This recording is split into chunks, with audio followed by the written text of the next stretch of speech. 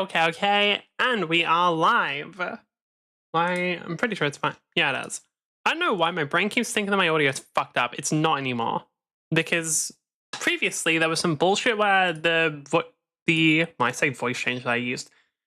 It is a voice change, but I don't fucking use it as one. If I turn it off, my voice sounds like this, which is basically just the exact fucking same. But I used it for like making the audio slightly more consistent is the best way. It used to be fucking broke. It used to turn itself off a lot because the keybind to turn it off was something that I pressed pretty regularly. And I couldn't remove the keybind. It didn't let me. Now it's fine. Are you whining already? No, not yet. I'm just talking here. Talking about the voicemail problems that don't exist anymore, luckily. Speaking of something else that is... Well, I don't know if this one's a problem. Why are so many fucking streamers for this game VTubers? Look, let me go to Twitch quickly. Let me just show you what I mean. Because it's a little fucking funny.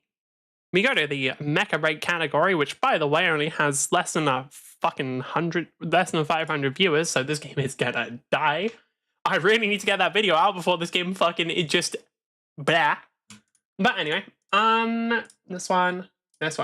So, VTuber, not VTuber, VTuber, V, I'm just going to say V to speed up, V, no camera, V, don't want to check, normal, V, no camera, V, I think no camera, I don't think it's anything, normal, VTuber, less than 500, yeah, we're cooked, like, this game's cooked, by the way, it's gone, V, damn, I recognize that person. V, okay, towards the bottom it's less. But like, fuck me, that's a lot of VTuber. I guess like realistically it makes sense, doesn't it? Like, why am I surprised that the game full of fucking anime girls has a bunch of like the top streams of it have anime girls in? Like, that shouldn't really be a shocking revelation now I think about it. Because like, if you like Mecha Break, I think if you don't like anime girls, like, you can't watch this game. What is this toggle? I don't know. Risk has 200 rounded and it's a 5-year-old game. Oh, yeah, no, Mecha Break's fucking dead. Like, I'm gonna be real with you. This game's got, like, a couple more months left best. Which sucks. But I also kind of expected it since it's a game I really, really like. So, I've gotten into the mindset of, if I really like a game, well, fucking rest in peace, rip that game. It's gonna die. It's inevitable. Better start playing Marvel Rivals again, which I probably will in a week because it's getting a new update in a week. We'll probably play that, which is the other reason why I want to get this video out within a week. And also because, like, I need to just stop doing shit faster because I'm getting to the point where, like, I keep remaking the same sort of parts of the video just because, like, I keep doing it over a bunch of times. Thank God you don't like Risk that much. Hey, wait until I told you about the Risk of Rain challenge. I think I talked about it on stream as well. Like, hey, that's going to happen. I mean, to be fair, Risk of Rain, it can't really die because it's a single player game. Or at least it can be. It's not a PvP game. Right. Anyway, for those wondering about the whine counter in the top right, for those who cannot read stream titles, if I whine, the stream ends. We get 3 of them because otherwise we'd be done. Otherwise, this stream would be over in, like, the first game. So I need to give myself a bit of leeway, because otherwise it's gone. To some extent, that for now, Lancer, and then when Mecha Break starts, we'll play that. Believe that machine minds are not the best path forward. That is up for the human mind to remain something pure. That it is that should be actually in charge of everything. The infrastructure. Didn't they do that in Warhammer? Yeah, they did. Where it was like, it wasn't because they thought the human mind was pure or something, it's because machines like try to kill them. And so they're like, all right, we're just gonna use human minds for everything. And now, like, half of robotics is like handled by some human who's had all their fucking limbs taken off. Structure, the ships, the weapons, purposely integrating themselves into everything else that's going on. An example, Lancer-wise, of a machine adherent would be someone that purposely takes away their limbs and physically entombs themselves within their chassis. Why bother with this mortal human form when I'm a mech? They're freaks and I love them. Though, tailing off with the cybernetics a bit, we head into the biomods. Most of these are additive, but genetic engineering is something that can be done. It is a bit finicky, having it be that the mods themselves are the most reliable / not. Essentially, it's easier to add on instead of fundamentally changing something from the beginning, at least with current tech. But back to the metropolitan, cosmopolitan, diasporan. First up, we have it being a regular common thing, to the point of either being at just general street corner clinics, or even in kiosks. Various bits of genetic enhancements that you can simply take to minor differences, you know, change skin color a bit, or the tint of it, or just this glow to your face, get rid of acne immediately, any kind of back pain, no problem. Hair color wanting to change, specifically adding a pattern to it, adding different bits of fur. She break my mecha till I am oof, ouchie, ouch, oh god. Please do not the max. Right, can I get the... Which button is it? I have to fucking have it. Not that one, this one. Right, let me explain. This mech is as tall as a fucking skyscraper. I don't even know how you would the max, but please don't try. The pilots, I don't know. The pilots, people already would. Okay, so we have one person who would try and bang a skyscraper tall robot. No, I respect that. You know, I get it. Like, after a certain point, there's an accomplishment there. The mech probably didn't feel very comfortable. The mech's probably gonna be left a bit disappointed, but, you know. What the fuck? Okay, why did something like that? Wait, I should just be able to kill Stellaris there if they're going for other people. That's on them. Sorry, it's got my fucking healer, dude. Okay, what is our ping? Okay, it's not too bad. Yeah, if they're... Hold on, if Panaka and... Oh, sorry, if Stellaris and Panther are ignoring me, like, I'm gonna kill you guys. You guys are going to die. Yeah, Panther, come on. What the fuck? Ah, okay. You know what, never mind, don't come on. I forgot that that's not a winnable fight. See the title 10-minute stream? Nope, that's why we have 3. I get 3 because otherwise, you know, there's a problem. I love how everybody who watches my streams are just like, oh, you're just not getting the stream, huh? How did that hit me? You're not always whining though? The specific point of this stream is to not do it. Like, that's the whole point here. It is to try and give myself a better mindset so that my streams aren't just constant fucking bitching. Because it gets a bit much. Whining right now? About what? Didn't you already whine? When? Okay, like me saying, oh fuck, does not count as whining to be... Right, I'm gonna... What did I say that counts as whining? Because if I just say like, oh fuck or something, that isn't. That's just... Like, if I'm not allowed to swear, this stream would have been done already, because I'm pretty sure I've already said about 10. Like, that's a different thing entirely. No swearing would mean this stream's... Oh, damn. Really? Okay. I don't know if it's because of ping or something else, but the window to dodge Panther's, like, melee into Lance has gotten way tighter. That hit me? That's just saying something. Like, I don't think being like, oh, did that hit? Whining? How? I think, like, that was more just surprise. I don't think that's complaining. I was just genuinely surprised that one connected. I wasn't like, what? Okay, Inferno recently... Yeah, the Inferno buffs are probably a bit too much. Because what...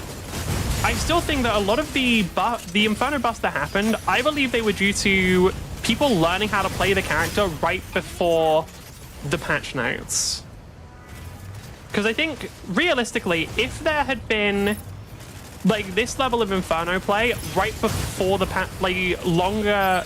When the patch notes were being decided, I just don't think that they would have happened. Because Inferno's big problem now is they are borderline immortal in some cases. Like, they have Falcon level immortality, but they have far more than Falcon health. Because they can just pop that booster, and I believe it's a 1-to-1 ratio. So it's literally, they pop the booster, and then the cooldown is as long as the booster's active for, meaning half the time, they cannot be targeted. I think melee characters have a much worse time than characters like Falcon do, though. Because melee characters, it's a thing of, like, you have to get in close. With Falcon, I can just sort of wait out whenever they're using the booster. I can just, like, be like, okay, I'm going to throw a couple of missiles, they'll use the booster, and then should be able to get Welkin here. Never mind.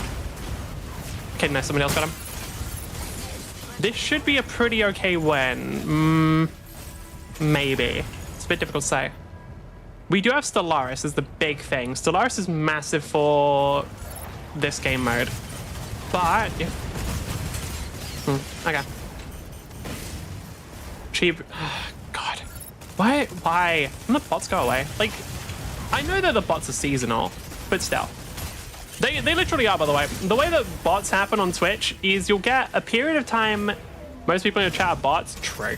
You get a period in, unfortunately, those bots definitely don't count as viewers.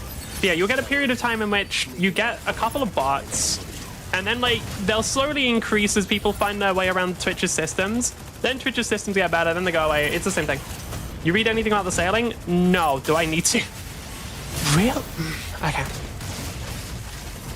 So I'm not sure if I want to actually watch that play back because I'm really curious about how much of a window I have to dodge. Like, did I just dodge in the wrong way there, or what happened? Okay, so Luminate, no, you definitely can dodge. You're going to be sailing? Dawn's going to be sailing. Okay, that's on me, I just dodged the wrong way. What the fuck was that noise? One that I made, or... Because if it's just one that I made, Dawn can't read? I mean, just tell Dawn what to do. We're just going to do it D&D style. The DM knows everything, and the players don't have to learn anything because the DM tells them. That seems like a good idea. I can't see any flaws with that. Oh, God. Like, realistically, I actually... originally, I actually thought it would be okay if we didn't start off with sailing lore. Because I'm pretty sure, like, it would have made sense in terms of the story that we just start off as... For those wondering, me, Frog, and Dawn are going to be doing a Pathfinder campaign where we're pirates, basically. That's the quick summary. People might think it's similar to One Piece, and I would say, yeah. Or some of the more educated cultured folk might say, hey, is that like just roll with it, Riptide? Those educated cultured folk and me. And you trust my reading comprehension? Enough to be lazy. Because, you know, as we all know, I'm not a very lazy person, but like sometimes I don't mind being lazy. This Luminate is not very good. Because if they were, they wouldn't be really taking any damage. Yeah, this Luminate is dog shit. This Luminate is what I would call dog shit doo-doo garbage. Because if they weren't, then I wouldn't have been able to kill them. It's legitimately that simple. This Inferno as well is also falling under the dog shit doo-doo garbage category because I can kill them. That's not a joke. They genuinely, those guys shouldn't really be dying to Falcon. Can I get Stellaris? Ah, fuck, no one could. I didn't realize Stellaris was there in time. I should have just put on radar so someone else could get them realistically. Am I dead here? Nope. Okay, radar's up so people can kill Stellaris. Well, other people can kill Stellaris. Okay, so most of Stellaris' health's gone.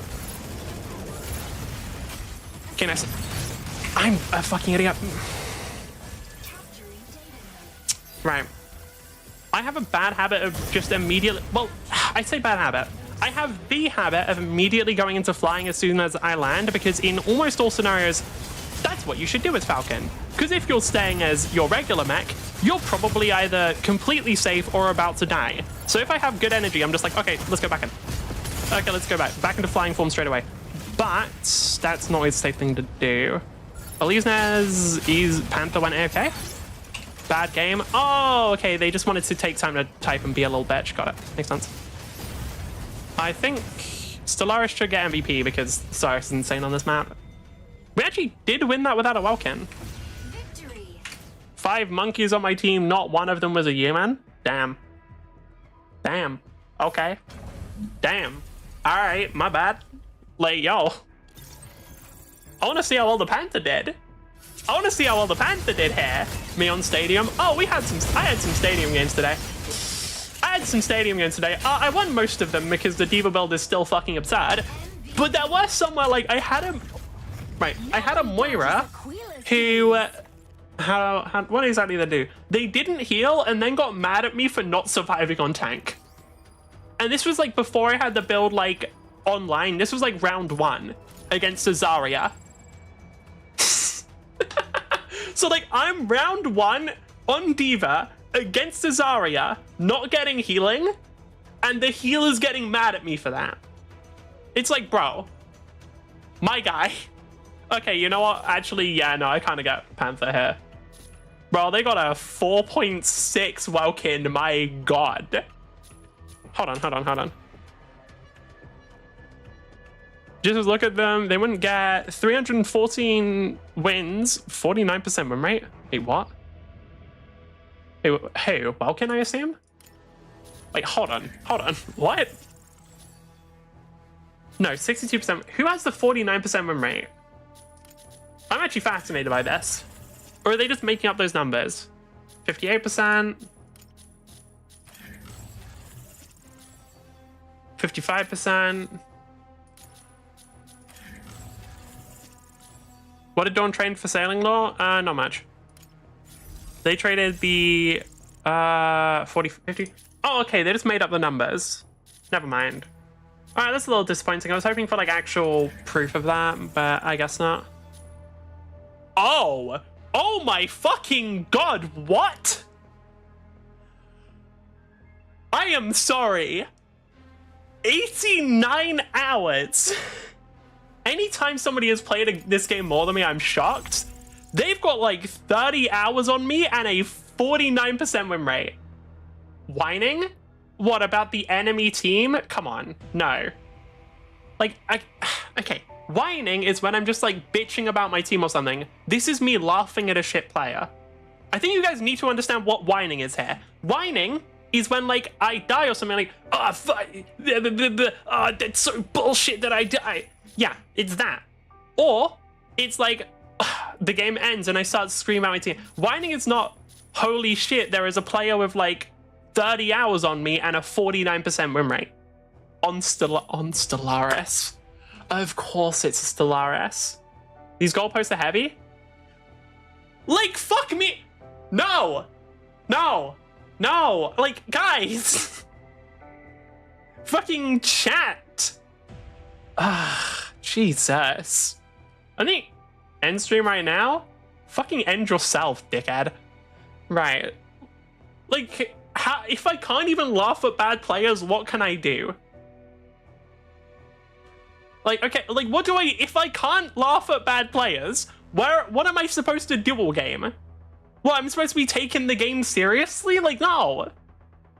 Like, you telling me there's a 49% win rate Stellaris with, how many games is that? That's like 660 games or something? Wait. You taking the game seriously? No. That's what I was just saying. How many games? Am I wrong for thinking that's about 660 games? Okay, so what we need to do is 314 divided by 49 times 100. I'll do it all in one. 314 divided by 49 times 100. Oh, 640 games. Probably 641. Okay, so I was like 20 off. How many games have I played? Hold on, what am I at? Because my numbers are still pretty ridiculous, guy. I fucking no-life this shit like a loser. Yeah, they've got like 30 hours on me. That is insane. Dude, there's a lot of times where I'll just be like, God, I suck at video games. And then I remember, man, it could be worse. Why are you no-lifing a dying game? Frog, you've watched my stream for like 3 years now or something. That's been the whole time. Why are you no-lifing a dying game? I don't know. What else do I do? 3? Probably. I don't know. It's just been like 5. Have I been streaming for 5 years? No. Following since 2022. It's 2025. Yeah, 3 years. Anyway. You mean streaming like 7? No, I haven't. I know that for a fact. I think I've been streaming around 4 because I started it when I was age redacted. Like, I know how long I've been streaming roughly. I just don't know the exact day. Liar add to the count. Does it say lying counter? If it was a lying again, that'd be the same as a swearing counter. Like, the stream be over. God damn. Like, fuck. You whining? Yeah, stop being a bitch about it. Follow you for 4 years, so Frog has got to be 3? Yeah, I know. That's the point, dumbass. You ending? As I said, end yourself. Like, shit, why don't we talk about your fucking streaming career? You did like one fucking, what game was that? Hotline Miami stream and then fucked off. Because it's a bit cold, it's the winter season, and you're on an ice But world. damn. They can range from mild to wild, to the point that there are also more extreme modifications that add on secondary effects, as in things that are not just modifying something. So previous biomods would just be things that, again, are affecting the hair color, the hair that's already Wow, growing low on blow. you.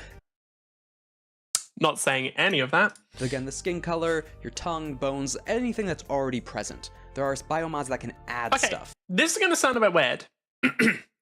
In a society where people can change their skin color, like this one, would there just be no more racism?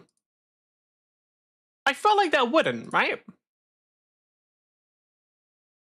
Like, that just seems like a desperate to be a stream with 2 viewers. Hey, I think I have at least 3 right now. You know, sometimes it's even 4. Right now we got, 6. Damn, holy shit, we're going crazy right now.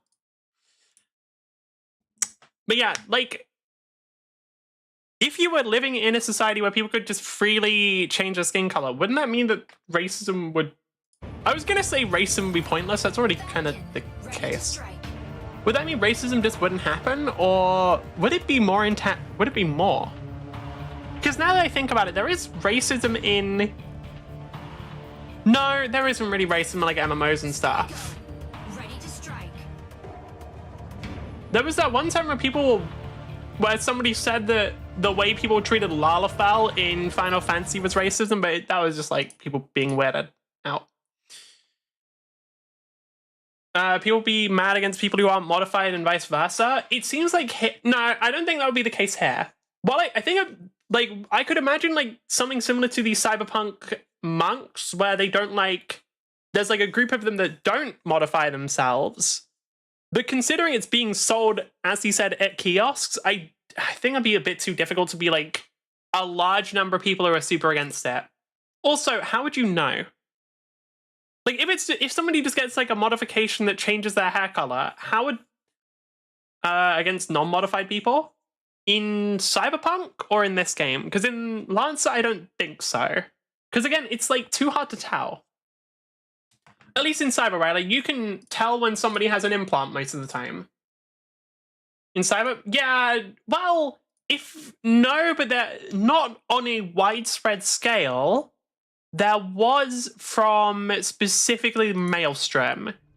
Because I remember Maelstrom, there was like a whole mission where they kidnapped one of the monks. Never saw it and 100%ed? Oh, okay, you remember then. There was one quest where Maelstrom kidnapped one of the monks and forced them to get shitty cyberware. That was like a whole quest. Other than that, no. Consider Maelstrom's opinions. It's the only case, like, it's the only relevant case here. Oh, now we're fine. It's the only case that would be relevant in some way. But that's the thing, like, if we're talking widespread discrimination against people who are, like, aren't getting cyberware, no, there wasn't any. It was just, like, fucking the cyber psychos, basically. I still think, like, it's very, apparently, in lore, Adam Smasher is a cyber psycho. I wasn't aware of this until recently, where I was like, I saw a specific thing where people talking about like, yo, why aren't there a ton of Adam Smashers? Adam Smasher is a high-functioning cyber psycho. He's someone who has gone like fully off the deep end and is just able to still operate because, well, there's always going to be some people that are weird. I don't think it counts. It doesn't. Like, if we're talking widespread like hatred and discrimination of people without cyberware, there is none. Because in most cases, like, it's not visible. Because he's just like that without cybernetics? No. According to the creator, according to Mike Pondsmith, who like made the original TTRPG, Adam Smasher is literally like the reason why he's able to have so much cyberware is because he's been cyber psycho this whole time. Like, he's doing some Bruce Banner ass, like, that's my secret cap, I'm always psycho bullshit. That's what's happening. Which I think is honestly a really good way of doing it. Because there is obviously the question of like, okay, if there could just be, he's just like that as he is? Not necessarily. It could be that cyber psychosis changed the way he acted, but not in a way that caused him to kill everyone. There's no... Fuck you mean? That. Like, while he may not have always been quite at that level, but he maybe wasn't as murderous or didn't act exactly the same. So the cyber psychosis still has an effect on how he acts without actually... He was killing everyone without cybernetics, no? I don't believe so. I mean, he was in a war, but I don't think he was just going around killing people. But the thing is, he still isn't going around killing people. I'm saying that he started a violent gang. Oh. But, like, we don't know if his behavior changed in any way. I don't know if there has been, like, confirmation that it does or doesn't, but that's what I'm saying is, like, while cyberpsychosis may have affected him, it didn't affect him in the normal way of you go completely insane and are basically not a human anymore. You're just like a fucking murder bot. I thought Panther one-shot Stellaris, I'm not gonna lie. I guess Stellaris has more health than Falcon. Which, yeah, makes sense. Goodness. Man, you could say that I'm special. You could say that he's built different. Like David Martinez of the hit show Ed Runners, who is, as they confirmed, dead. I love that intro, dude. I love that, like, trailer. I love that trailer so much where it's like, by the way, David's fucking dead. Just to be clear. Just in case anyone was gonna theorize he somehow lived. No, David's fucking dead. He is gone. He's ashes and dust. Funniest shit I've ever seen. I fucking loved it. Because Edge Runners was a great show. I don't know what, I think the first time I watched it, I like missed something, or because I didn't like it quite as much and thought like the pacing was off. I probably just watched it like with the weird timing or whatever. But like after what, like I watched it while playing Cyberpunk. God, that show was good. I mean, I think Rebecca kind of didn't deserve it though. I'm gonna be real. The only thing that I don't like about the show, like Rebecca just did not deserve that. Like they didn't have to do her like that mid-show. I don't think you believe that. Like they did not have to do Rebecca like that. That was just like, what the fuck, man? Ready to hold down the front line. Why you gotta fucking do that? Like she was just chilling. Whining answer the counter? What was? Like, I want you to tell me exactly what part of what I just said was whining. Please inform me. I think we win this one, but I don't think it's going to be like super massive stomp. I wonder if Panther's going to go for the Falcon. Do we have a Panther as well? We do, yeah. I genuinely think Panther's starting to outclass Welkin in terms of pure damage. If you're so stupid you can't tell that, you're a lost cause. Okay. Like, I think that we're kind of getting to the point where, in terms of being a pure damage dealer, Panther is better than Welkin. Now, I still think Welkin's a better character overall for utility, because, like, they have some crazy stuff for claiming points. But if we're talking in terms of pure kill potential, like, especially on some characters, Panther is insane. That actually worked. Didn't keep me. Is Falcon just gonna keep chasing? Yeah, okay. Cool. Oh, Stellaris. Alright. I think if it was just a Falcon, I probably could have lived, but 2 makes it too hard.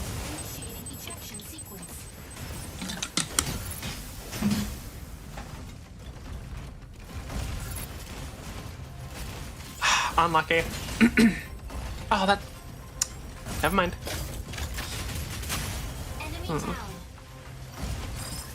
I'm trying to think, like, how many different things remove people's abilities to lock on? I think I get Serenus. However, I think both Aquila and Stellaris don't need one.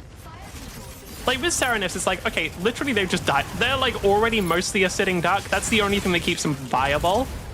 I think with Stellaris and Aquila, they have abilities that already are incredibly useful, and then the lock-on just sort of piles on even more stuff that isn't really necessary.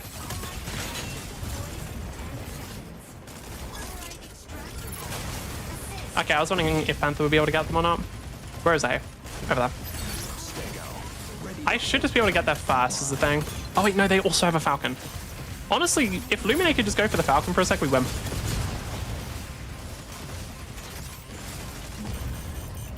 Like, all we need is Luminate to target the Falcon for a bit, and Falcon can't fight back at all. Do I just get it for free? Yep. Wonderful. Who's Panther fighting? Sego and the enemy Panther? That is not going to work.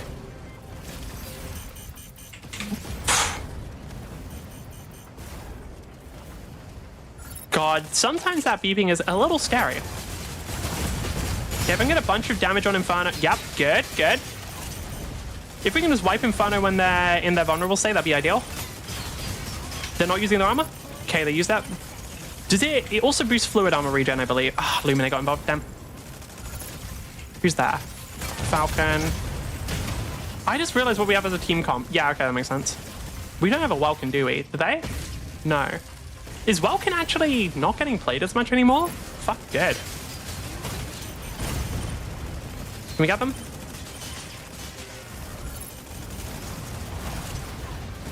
Yes. Okay, good. Now every other character's like 10 times. Oh, they had Stellar. Oh, CPD chasing the Illuminate. Unfortunately, a lot of players don't look for invis people capturing. Radar's back up in 1. I'm probably just going to try and save it though.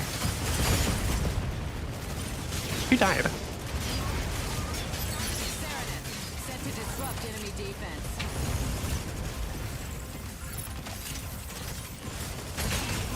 Ah, damn. Lock on disruptions. Like I said, not a fan of it. Don't think it's necessary. Okay. How many people are alive? Not enough, but Serenif should be able to at least keep it mostly safe for a few seconds. Especially if I help. Okay, Panther's coming back up. Where's Stellaris? Is the enemy Stellaris trying to capture? I have to use the radar just to make sure, but they're not good. Yeah, I can just immediately cancel it, luckily. Okay. Not a fan, add to the count. Nope. Can anyone stop them? Yeah, me. Am I dead? Nope.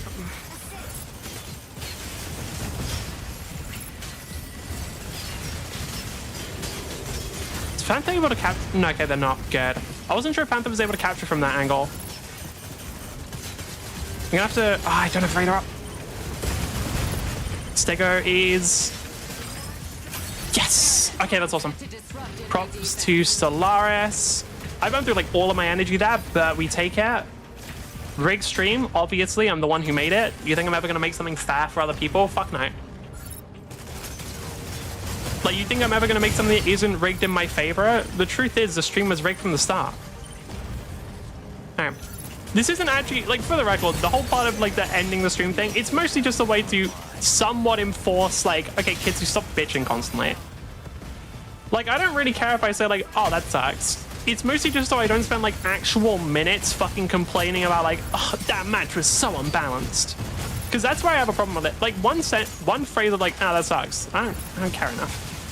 And streamer, I'm not going to DM. I know that you are really, really desperate to. Like, here's the thing, that doesn't really work when I know that you really want to. Admittedly, I want you to as well, because I actually think what you're cooking sounds quite interesting. But I know that you want to just as badly as I want you to, so I know that you're not going to not DM. Okay. Honestly, if Stego can just set up on the side and keep people from capturing, because Serenif did die, which is bad, we should be okay. Because you don't want to? Correct. I don't like DMing. I think I'm capable of it, but I just don't want to DM. Want me to because you don't? Yeah, I don't like DMing. It's not something I enjoy doing. I find it kind of lame. Do they have 7? Oh, shit. Okay. That's closer than I like, but we might be able to make it work.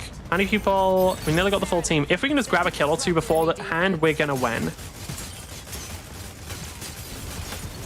Hard target Panther.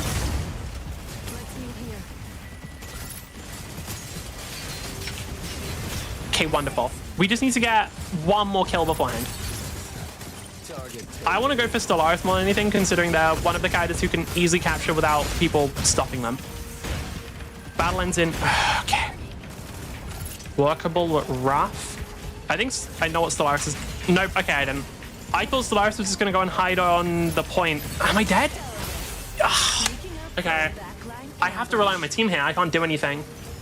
Unfortunately, I just didn't have enough energy there to survive.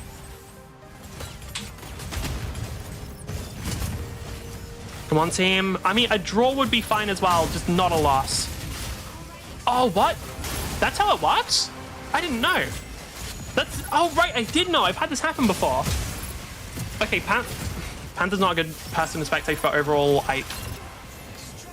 Stellaris might be able to grab one. No, they can't. Enemy team also hasn't grabbed any. Okay. I think I helped with A first. I think on the other side we have more of a equal team. It's against a Panther. All right, fine. I'm just gonna grab it while Stellaris is getting hit. Never mind. No, I'm not, because Luminate's that. Fuck. Right, that makes my life harder, but it's not impossible. That's rough.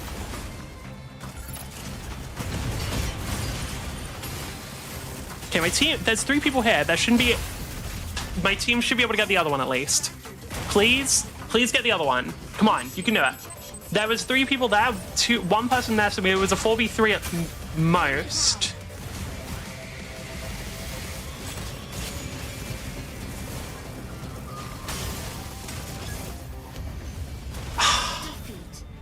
Okay, fine.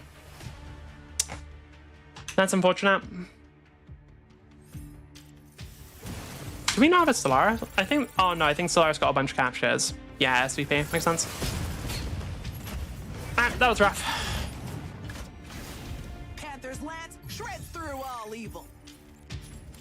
Yeah, I think Panther's incredible. Is the game doing better or worse since you started, objectively? In terms of player count or in terms of balance? Because those are 2 different things. Player count worse. Yeah, okay, makes sense. I got MVP. They had a lever? Wow. In terms of game, oh, like gameplay, better. For 2 reasons. One is because I think actually the balance patch was mostly good. Mostly. There was some, I think the big thing is like players improved quite a bit right before the balance patch happened. And because of that, there were some issues. But overall, I think the balance patch was solid. I think like Inferno and Panther are the main... Is you're improving the game? What? What? But yeah, okay. I think one of the biggest problems is both Inferno and Panther, the player base rapidly like got quite a lot better a week or 2 before the balance patch. And then because of that, the team didn't adjust the patch fast enough, and so those characters end up not getting nerfed when they probably could have used them. Game is better since you started. Oh, not because of me necessarily. Falcon, ready to strike. I think like that to be like all of the stuff I've said about Falcon, other people have said as well. Panther, Yeah, ready like to strike. Tricera, overall, I think the biggest thing is players have improved a lot. ready to strike. Like players have significantly gotten better, and the game is more fun when people are good. Plain and simple, the game's better. You know what we should do? We should add to the whine counts underneath it. I should put our score. Because why not?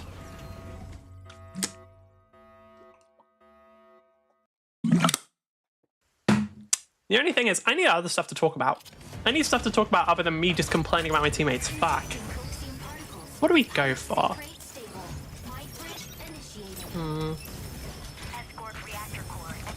With Lance, I want to actually check something in Lancer quickly. Sorry, I just want to check a balance thing. Or like a potential combo. Fucking call my campaigners that hadn't started. That gets a bit difficult.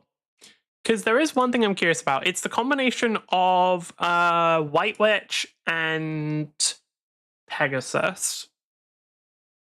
Very active armor. Each time you take damage from yourself or a hostile source. Ah, I see. I was wondering about that. Because I was wondering, could I... Because Pegasus has an ability that just does 1 damage. Which is not a lot. But whenever... This is your new Lancer character? No. Pegasus has an ability that just does 1 damage. And White Witch has a thing where whenever they take damage, they gain 1 armor. Or 2 if they have their core ability activated. So I was wondering if I could just be like, okay, on Pegasus, can I just shoot them with a 1 damage gun to like stack up their armor? But I'm not sure what counts as a hostile source. I'm assuming that means then you can't do exactly that. You're not allowed to just like pepper them with shots as an ally to get them to... what? Okay. I don't know. The thing is, I actually don't know if the energy bug is a bug or if it's because I'm landing or being like outside of the combat zone when I do stuff. It's hard to tell that it's hard to know. Might be able to kill Tricera here, but it's going to be difficult because the character has an insane amount of health. thing that's hostile to you? Yeah, like that's the thing. I don't know what counts exactly as a thing that's hostile to you, but I'm assuming that means that you can't do what I was just thinking, which is an ally shoots you with a low damage weapon, and you can just use that to stack up armor very quickly. Enemy? Yeah, that's what I'm thinking. So probably no, which is a shame. I think stuff like that's funny because like if you activate both of the core bonuses, then Pegasus can shoot 3 1 damage shots per turn.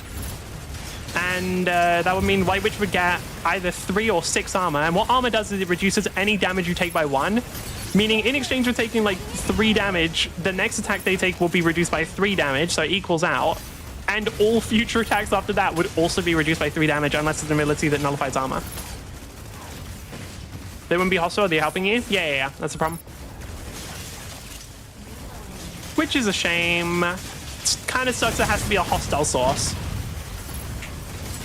Oh. I wonder what kind of combos there are in Pathfinder. By the way, Inventor in Pathfinder is interesting because as far as I can tell, I know a lot of people said they were kind of meh. And I think part of that is because they basically just play as like a martial character, but they got a couple gizmos and gadgets. And I think a lot of people aren't the biggest fans of that. But from what I can tell, they are like really fucking good in downtime. Because as far as I can tell, well, not as far as I can tell, according to the rules, I'm basically able to half all of my party, or like a significant amount of my party's like costs on supplies. Because what you can do is like the general rule is if you're crafting and you have like your like inner settlement, so where you would normally buy items, instead you can just craft it for half the value. But you spend half of that money on getting supplies and then you craft the item. So like I can get health potions for like half price just by crafting myself, which is very pog. The only thing is we are limited by time. Okay, I do actually want to, I can get some fun of that. Your team, what? Wait, what are you asking about? If you're asking about the inventor thing, yeah, so I just get to get stuff for half price basically because I make it myself. You're past it? Yeah. I get everything for half price because I make it myself. I have to like make the original formula, but then like I'm kind of just good. I can just craft that shit. I have to either make or get the formula. Depends on, with the limitation of time, correct. But it also means that like, for example, my character can just make, and you're gonna be at sea for days? Yep. Yes, I am, Frog. Now, depending on how much the boat needs, depending on how much assistance the boat needs, but here's the thing. I'm playing an inventor. I don't think it would be completely unreasonable for my character to just make something that rows the boat for me or controls different parts of the boat for me. Killing your character right now? I mean, I don't think it's actually that significant. It's mostly just going to be a thing of like, if there's any specific items we want, it'll be easier for us to get them, and generally we'll just have a bit of an economic advantage, which we can likely then just put into the ship more than anything. So, but that's the thing, like it'll basically just mean, hey, so yeah, we don't have to spend way more money upgrading the ship. And also I was looking at it, for one-time items, it'd basically be kind of pointless. Because I'd first have to get the formula, which costs, like crafting that formula using the inventor feat, costs half of the item's price, I believe. Or the full item price, I have to look again. And then on top of that, I would need to then craft the thing, which would also cost half the price, meaning if it's just a one-time thing, it's not worth it. But if it's for like crafting a lot of something, for example, with health potions, it'd be a lot more worth it. Well, honestly, I have to see how much of an impact it has. I also know there are variant crafting rules that might be better. Can I play my campaign like a roller cycle? What? No. What? No. What? No. I don't. What? Me? You think I would try and break a campaign in any way? What? No. That's ridiculous. I would never do such a thing. I can't think of a single instance in which I've caused any problems while playing a TTRPG. Nope. Not one. Yeah. So at one point I accidentally got a DM to rage quit because I was not understanding that we weren't supposed to do a thing. That was a bad time. I don't think anyone believes me that, well, I think some people believe me that was an accident, but I don't think everyone does. But there was one time where we were like running a preset module and I was like, oh, we can totally fucking fight this army because, well, I did come up with a way of fighting the army. And it's like, oh, but what if? I mean, after a certain point, I was just doing a hypothetical. Yeah, that's true. I know, it was like, you're not supposed to fight that army, but it's like, oh, but we totally could though. Justifiable crash out? Like, I wasn't trying to make them rage quit. I'm just kind of fucking stupid, alright? Like, we could have done it. With the combination of spells I was using, it would have been possible. We have the means. We have the technology. We have the arcane cannon and car. Isn't that literally a... I'm pretty sure there is a Dungeons and Dragons spell that just summons a car, by the way. Because you said that you could, just like you're doing right now. Sorry, yeah, that's on, I admit, I fucked up that, right? That's on me. Or my autism. I'm blaming the autism. I'm literally neurodivergent and I might have been a minor. No, I don't think I was. I don't actually remember how old this was. On you like 4 times now? What are the other times? That one, sure. That one I'll be like, yeah, no, you know what? I fucked up. What are the others? Blame on your autism, coward? Fuck yeah. Bro, I got like a whole diagnosis for that shit. You think I ain't using that whenever I can? Like, duh, of course I'm gonna.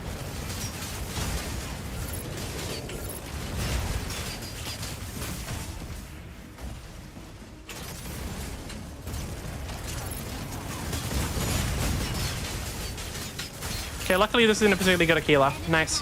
If it was a good Aquila, they'd be trying to stay above me so that they weren't able to be hit by my missiles, but I guess I don't know that information. Perfect.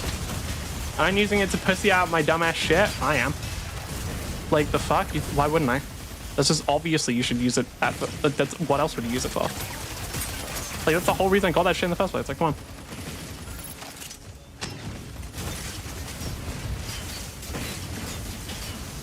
Okay, good. I just have to make sure that my team killed Tricera, and until they did, I have to stay on the point. Like, I just have to make sure we didn't actually lose off of that fucking character. Also, the fact I didn't die there is genuinely really funny. Alright, let's go.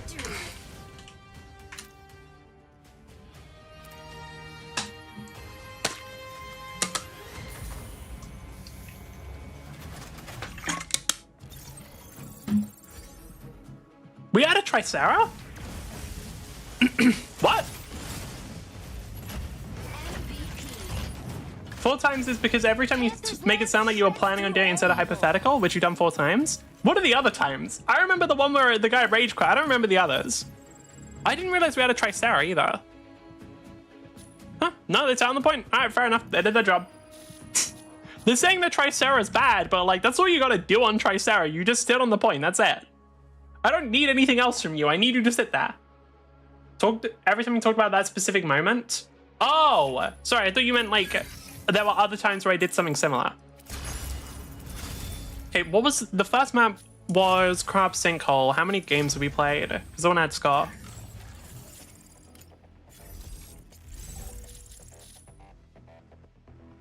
Okay.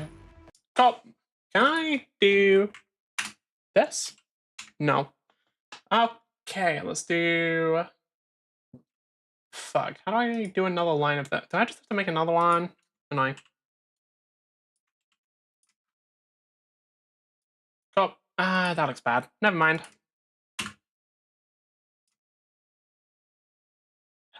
Did someone have to spend money on? Did he spend money on that? Damn, that sucks. Alright.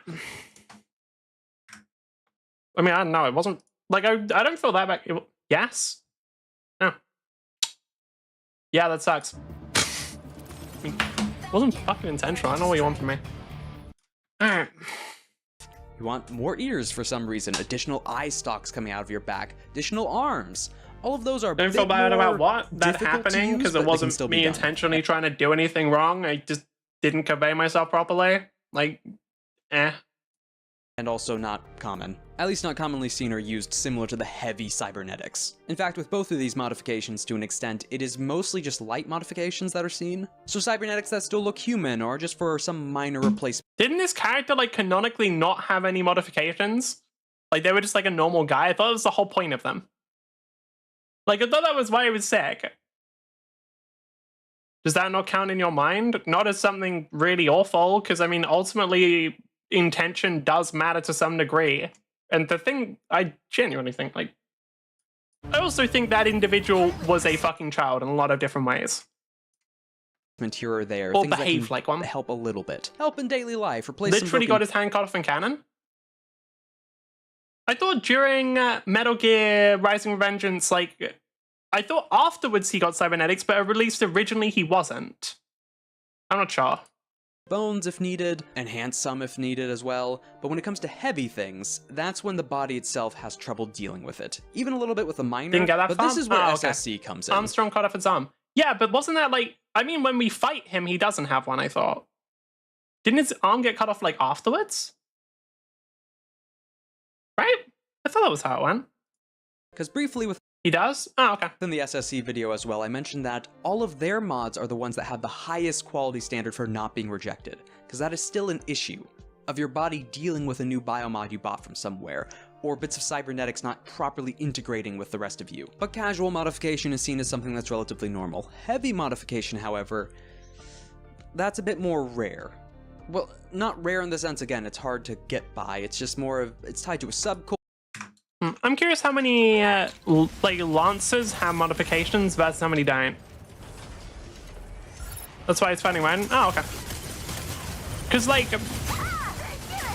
the big thing would be like G-forces, depending on, because also obviously some mechs in Lancer just go really fast, but there is also the genuine thing of like, I would understand if a lot of Lancers got like mods to suppress like, or to make them more resistant to G-force. Because, by the way, every pilot in this game is fucking dead if they're human. I want to make that so clear. Because we got it confirmed that they feel G-force. Like, in the trailer for Leone, where she's piloting a Falcon, or like the lore thing for Leone where she's piloting a Falcon, there was a moment where it specifically meant, like, it was like, yo, you're experiencing too many G-force, you're gonna die. Every pilot is fucking dead, bro. They're gone. Wiped from existence, I swear to God. Drinkable through a nice smoothie. Like, there's no shot those fuckers are living. I'm assuming Panther on me again? That'll make the most sense. I didn't get them? Oh, skill issue. Okay. Okay, nice. Wait, no, that was not Vulcan. Where is Vulcan? Is that Panther again? Yeah, I think it was. Oh, no. Yeah, it was Panther. Damn.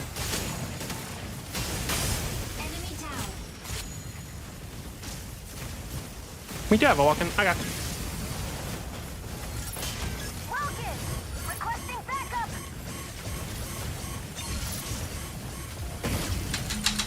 Let me fucking play.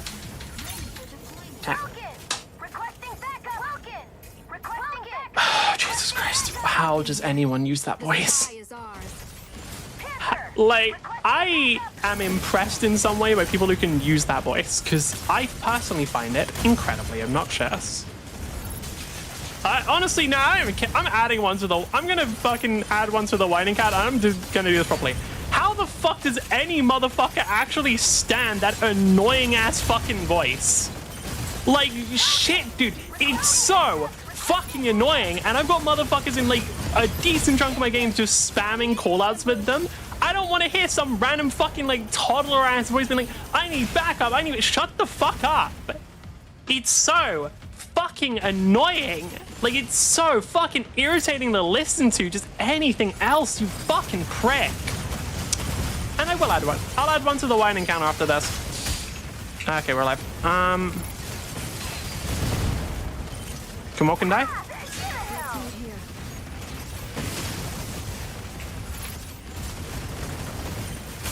Yes, nice, we got him. Okay, 4 to 6 is still a bit rough. So I think we're probably still gonna lose this one, but it's not guaranteed anymore.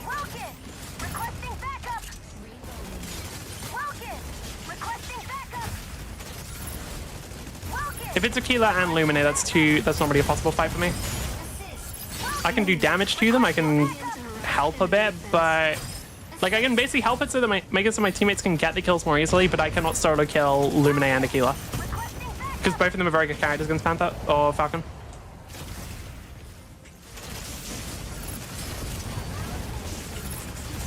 Okay, we're currently 6-6. This is actually winnable. Alright, go for Aquila now.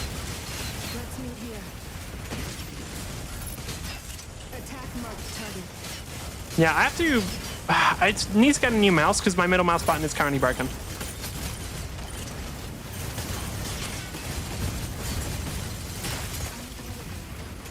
Unfortunately, team is not targeting Keeler. Okay, who are we going for? Walking again? Alright, fine. Okay. I think it's unlikely that people will survive. If other people don't die, I might. So I have to make sure I get killed first because I don't trust myself to live for that long. Hold on, Panther might cook. Panther might cook. Yes! Okay, we got it. Right, we'll add one to the whine encounter.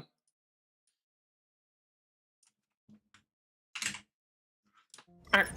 Landing area and Falcon here. The sky is ours. I actually don't... I hope there's a way to... Is there a way to mute callouts?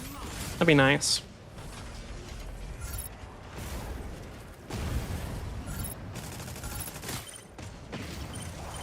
Trying to get through Aquila, but it's a little difficult with all the others around.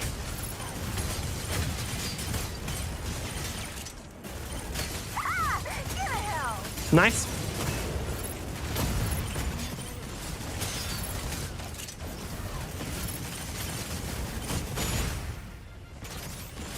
The weird energy thing that happens, I still don't know if that's intentional or not.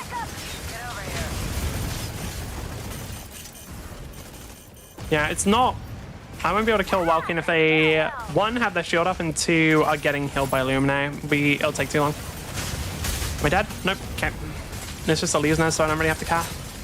But Falcon is directly above me right now, I believe. Okay, equal level. Inferno might just die here. They use Booster, but they're still going to be low. Welkin's also pretty low. Hold on, get both.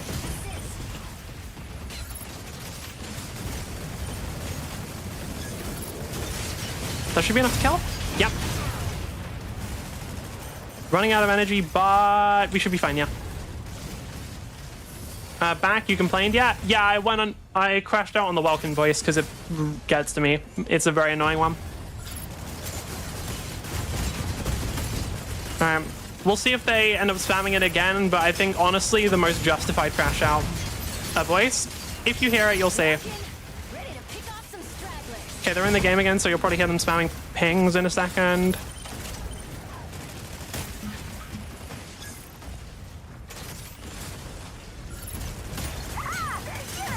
That one.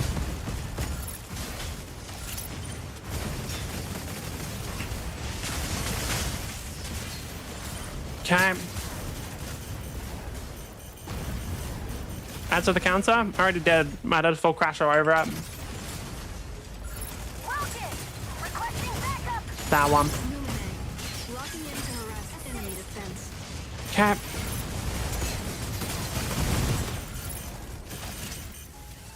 Am I dead?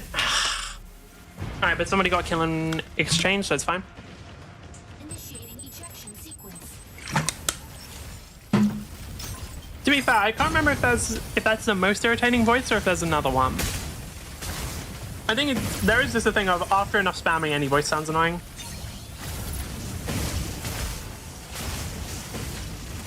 Talking about you, but sure. Uh-huh.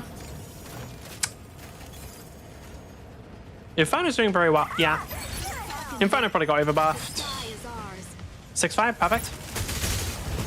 Honestly, just go for Elysians at this point. If they're running away, they probably only have 1 life left. Yep. It was either they only have 1 or 2 lives left. Okay, gotta be careful of Panther, but we should be alright. As long as I'm aware of Panther's location. What's your win streak? I don't think I'm on one. As long as we're aware of Panther's location, we should be okay. The problem is like constantly being aware of Panther's location. It's not as bad in... Alright, cool.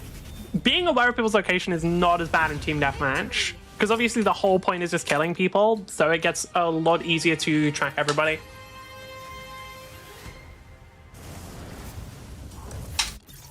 Did we get MVP? No, I'm assuming Inferno got it. MVP. Yeah. Inferno burns everything in its way to the ground. Yeah. My guess is they got... I don't want to see. I'm covering it right now.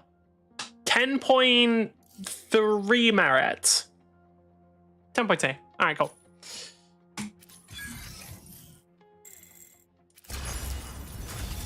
Nice. Are we on a win streak right now? I don't think we are, right?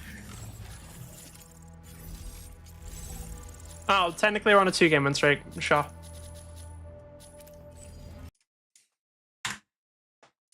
Culture, again, those political groups or those android cultists, for an example, those fashion statements, that in-group, or people trying to fit a specific role, or being encouraged to get those modifications for their job. One of the most common one of these, of people just getting them in general, are the cosmopolitans, namely expecting hard vacuum, ships breaking down, and also extending that lifespan a bit. They usually physically augment themselves internally, so you don't have to put an additional suit on.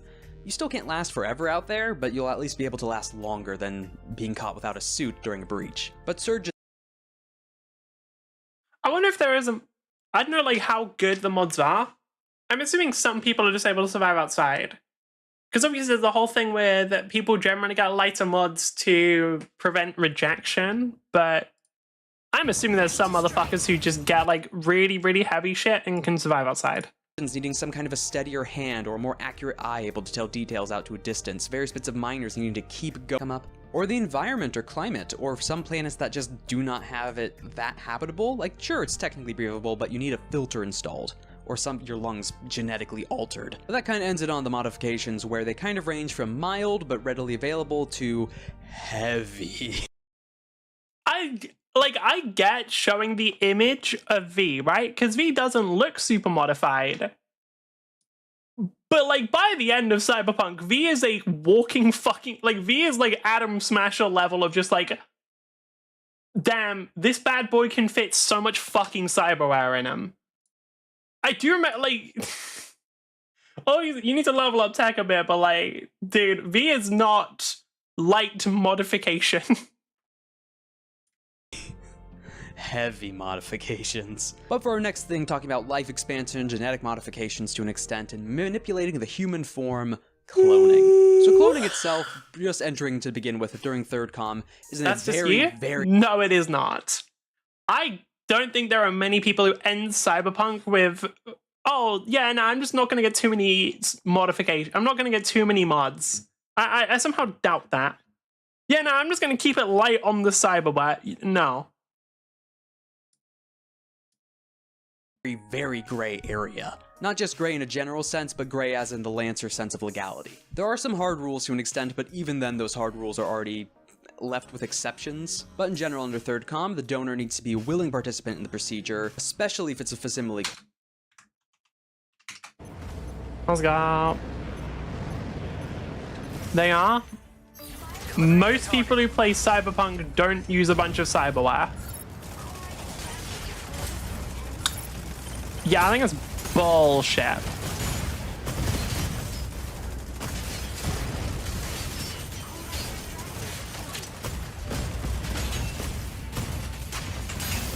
Focus on this target.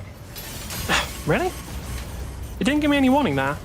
Does disabling targeting systems also disable the warning? That'd be rough. Searching for targets.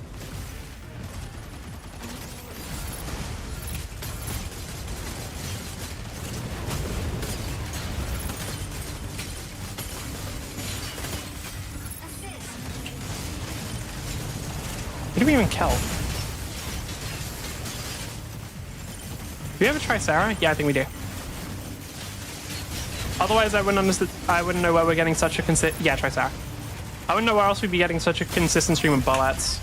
Ah, nice, we got it. I was allowed to die after a certain point. It just had to be after we got the core extractor. Who grabbed it? Falcon dead, makes sense. Are they running a Falcon as well? Yeah, they are. Okay. Let's go. What do we have? We also have Panther and Stellaris. Stellaris has died twice already. Oh, rough. But we already have Panther and... We also have Panther and Stellaris, so Falcon should ideally still have a lot of pressure on them. Because the big thing is Falcon... If Falcon doesn't have pressure on them, like, you're about to have a game where you just lose. Like, I as much as I'll bitch about Stellaris, Stellaris is a necessary evil for keeping Falcon in check. Because without a Stellaris, Falcon runs lobbies. It's so easily. Like, there have been some games where it's like, okay, I just haven't really had anyone pressuring me. All right, I win. Game's over before it even began. The game was rigged from the start.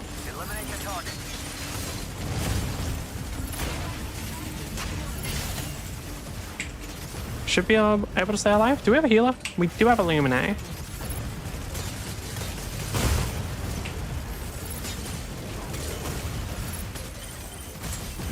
Most important person kill is Vulcan. Vulcan, then Stellaris is probably the best order. I got Tricera healing, let's go. I'll take it. We need some kind of healing. They're just not... Can I get to the... Okay, nice, Vulcan got them. I was gonna say, can I get to the Stellaris, but I think Vulcan just tapped them. Also, no one is dealing with the Tricera. No one. No, everyone is just ignoring them for some reason. Which, like, I get they take a while to kill. So I'm assuming a lot of people are just like, not my problem. But Tricera is just sitting there preventing anyone from grabbing this shit. Like, we're gonna win because of that. Again, I can die now because the core extractor was gone. So there's another one, so I'm gonna try and not die. Okay, never mind, they got both of them. All right, doesn't matter if I die. As much as I love having a nice KD, it's kind of irrelevant compared to winning. Want to at least break through the back? Yep, cool. If I just unleash my full barrage, like it breaks through Welkin's barrier. So if I can just do that to keep our Luminae alive, that's perfect. Because while realistically I'm not getting any much healing from them, my teammates are, because I'm pretty sure this person's going to have high healing. I shouldn't have been checking stats there, but it's fine. Yeah, oh no, never mind, they're bad. Whatever. Yeah, they're trying to do damage more than they are trying to heal. That's the problem. Explains how they died to Welkin as well. That was on me, to be fair. Like, or that death there was just me trying to check fucking numbers in the middle of a fight. Which, to be fair, I do a lot in other games, but in this game it gets a little bit, like... In the game where I literally can die in half a second if I don't press the button in time, maybe not the best idea.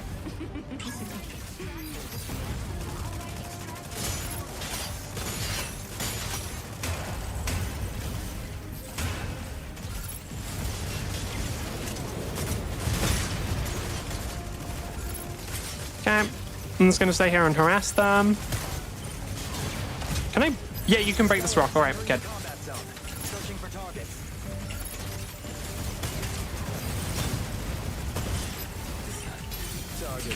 Want to save the scan? Let me guess, they're just gonna let our Tricera hit for free? Wonderful. Exactly what I want. I'm not sure why they're just letting them do that, but well, I am. I fully understand why it's happening is the thing. It's a thing of like, anyone's trying to kill Tricera is like, oh, it would take too long. But the thing is, because of that, Tricera is just allowed to fight for free and we win.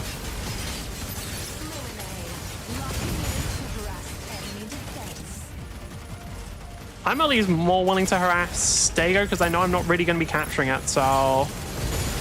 My goal is just killing people. That's what I should be doing.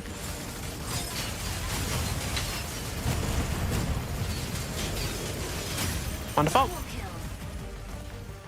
And there should be a Luminae here, who, if I kill, their team just is fucking gone 100%. And they don't have anyone stopping me. Great, triple kill. Yeah, honestly, Falcon, you get caught by a Welkin, you're dead. Welkin got nerfed, that shit hasn't changed. Come over here. Like, you're playing a squishy motherfucker, you get caught by the fucking big bruiser, you're dead. Like, it's over. It's gone. We already killed... Oh, doesn't even matter. I was gonna say, we already killed their healer, so I can just go for Welkin without having to worry about anything, but nah, they're gone.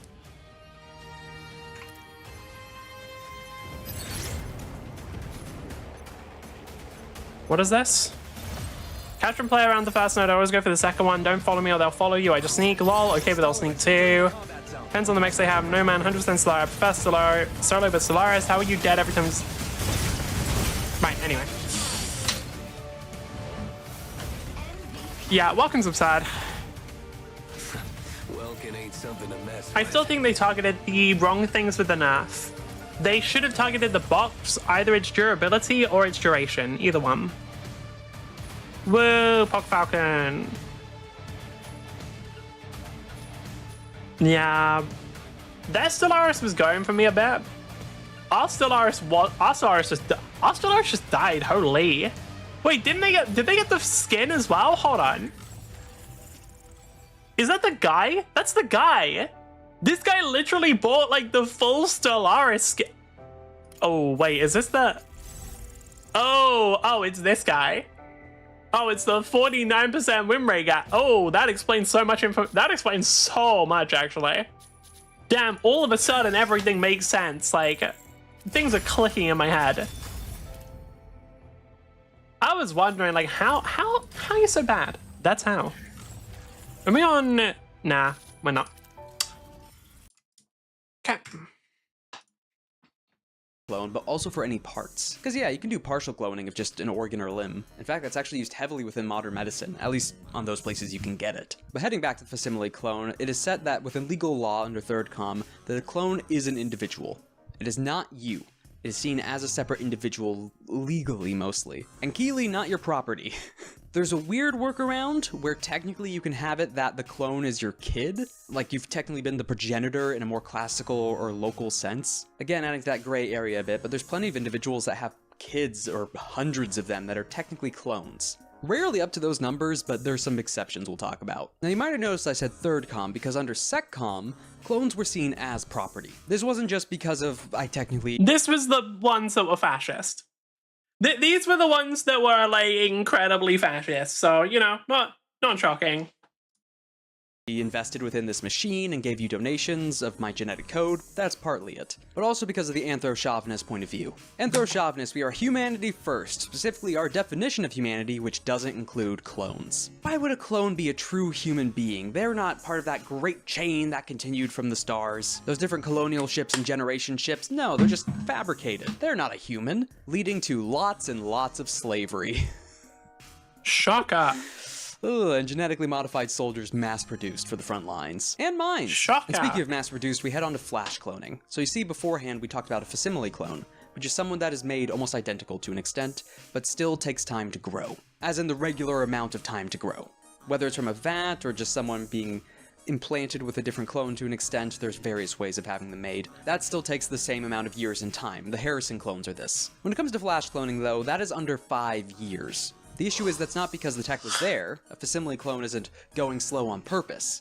Speeding up the process runs into issues. When it comes to manipulating the human body, it's easy to add things. It is very difficult to actually modify things internally, with direct intervention at least. In the process of just simply speeding up the development of an entire human body over 5 years, you run into various issues, both mental and genetic. Part of the reason this wasn't a problem though, even for productivity, was that most of the jobs these guys were made for wasn't even meant to be, well, livable. Part of the reason a clone was sent in the first place. But you might be asking why clones are being used instead of robots or automation. Within Lancer itself, the generic AI to an extent hasn't reached that full capability. You still need to look after it, it can still run into problems, it can still be hacked. It still needs power. With a human, you just need it to be able to, stay alive, feed and water itself, and that's the key thing. Itself. It takes care of itself. With under SecCom, all that needed to be done was help them and prevent them from basic diseases that can be avoided, provide them some basic shelter to an extent, feed and water them. That's it. Flash clones weren't designed to be accurate, they were designed to be fast. Yeah, Lancer has a bunch of different things that will be really good settings for a game. Like, Lancer has a bunch of things in its history that will be such a good game setting. Like a really, because like Imagine that it's a TTRPG. You're like a group of clone soldiers who have just been like sent to fight a war. There's no expectation you're gonna live. You're just gonna fucking die. I mean, it's basically just the Warhammer games. I'm pretty sure it's like just what the Warhammer TTRPG is, so, you know. Fast to the point and inaccurate to the point of being able to just come out, have a rough imprinting on top of them, rough mental details, and being entirely... I'm trying to get across that this is not done well. Flash cloning is a terrible process that even when SecCom's laws were finally taken away and Third Com came in, many Flash clones still suffered. Because they weren't meant to live. The genetic mods didn't work with them. They were physically broken down to the genetic code. Not to mention the mental false imprinting. Subjectivity imprinting we're about to talk about in a moment, but essentially pre-programmed lives, pre-programmed training, pre-programmed actions, feelings, emotions, understandings. All these things just quickly thrown in, mass-produced, doesn't matter. Again, it's not worrying if there's a bit of a fault. They're either a miner that's gonna die from just some kind of chemical explosion, or soldier heading onto a front line that's gonna be annihilated. It doesn't matter if there's a bit of quirks within the headspace, or no actual personality or regular life or upbringing there. It's safe to say under Third Com, flash cloning is illegal, while facsimile cloning still falls into that bit of gray area. The exceptions are still there though. Karrakin Trade Baronies and Harrison Armory. So are they just like... The thing is, because of how big the Lancer universe is and how much of it is just like, yeah, we don't know what's going on here. You could just have a plot point where it's like, oh yeah, here's a facility that's still just flash cloning and producing like militaries or something very easily. I don't know. I think what was the fucking world called? Faerun, the world for Dungeons and Dragons. I think it's too fleshed out. I genuinely think that Faerun is too fleshed out. Which brings up two different problems. One is DMs don't have a lot of flexibility to do stuff within it. And two, DMs don't want to learn all that shit. DMs don't want to fucking learn everything in Faerun. They're like, oh, God. Bro, I don't want to fucking learn everything in Faerun. I'm a fucking nerd. And I'm like actively watching videos on Lancer and I don't want to learn everything about Faerun. So like, I don't know, I just think overall it's like, God. Like when you flesh something up, I think like one of the best things a TTRPG can do is like leave a bunch of empty space for DMs to fill. Because a lot of DMs will want to run their own shit. A big part of like being a DM is like getting to create NPCs and worlds. That's a big part that, or at least that's a part a lot of people like. So a lot of DMs are going to be much, much more interested in running their own worlds than they are running somebody else's. Okay, what's the last? Yeah.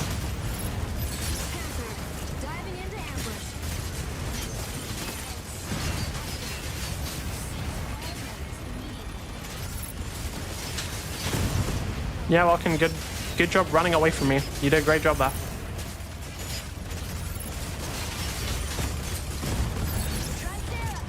Yeah, I'm just gonna grab this because I don't think anyone's gonna stop me. Yep. No one stopped me. I had a feeling they wouldn't. Can somebody get the other one? Yes. I had a feeling no one was going to stop me, and that feeling was correct, because honestly, a lot of my feelings and hunches are. I trust my gut a lot, because he's usually right. Okay, now the thing is, somebody's probably going to go there while I'm not there, but I want to try and at least, yep, I want to just get one kill, and then I'm going to go to defense. Wait, they somehow got it anyway? Like, who do I want to go for first? Inferno is probably the bad. That's rough. Okay, they can get C. Can they get... If they can just get B, we're fine. Who's there? Stellaris and Panther. Oh, it's Illuminate. Okay, but they got it. Perfect.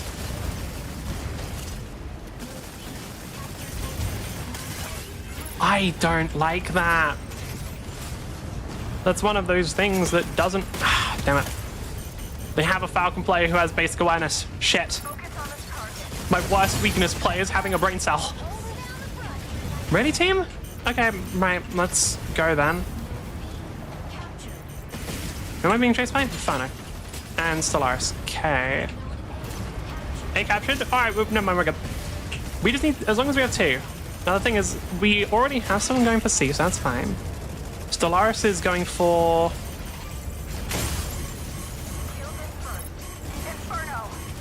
Okay, that's fine. Illuminate, fuck. Right, if I can... No, I can't. I would have to be untargetable the entire time, which is just too difficult. Oh, 3 people died? Yeah, we're cooked. Right. Because, yeah, Illuminate locks onto you pretty fucking fast. And unfortunately, as Falcon, I don't go faster than they do. Yeah. They got 2? Wow. Wait, I don't even think they kill me with lock on that. I think they just kill me with the AoE. Alright, they should... They didn't capture? In that time? They had, like, such a long time of having an advantage. What? There we go. Alright, yeah, I was gonna say, like, there was no way they didn't capture that. Do they have anyone at this point? They don't. Okay. I don't understand what the enemy team was doing there, realistically. That just seems bad.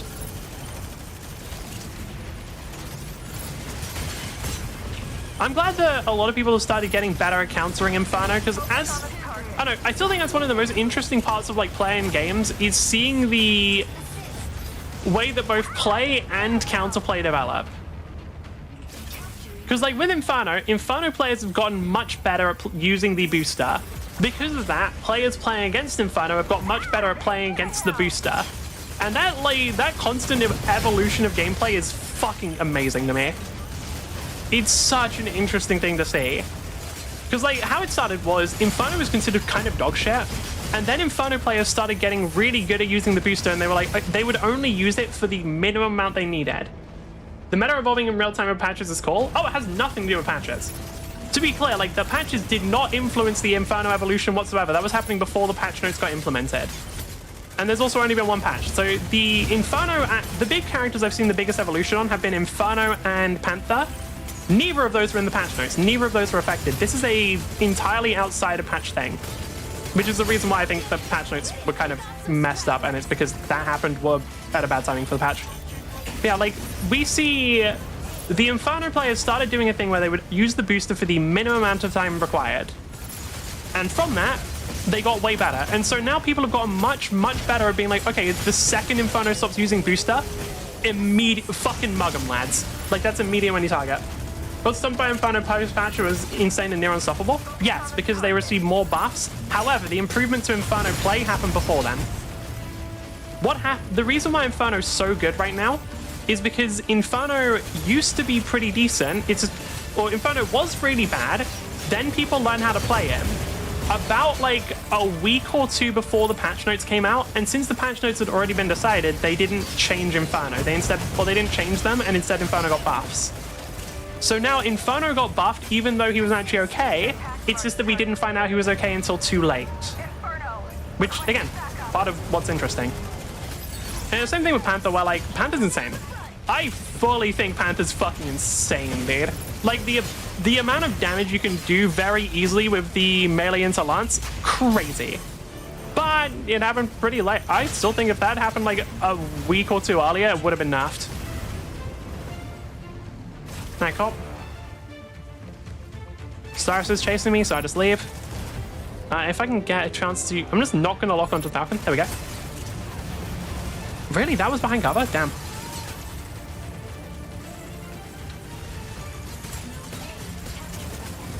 The thing is, we just need to have 1 capture now. We're good enough.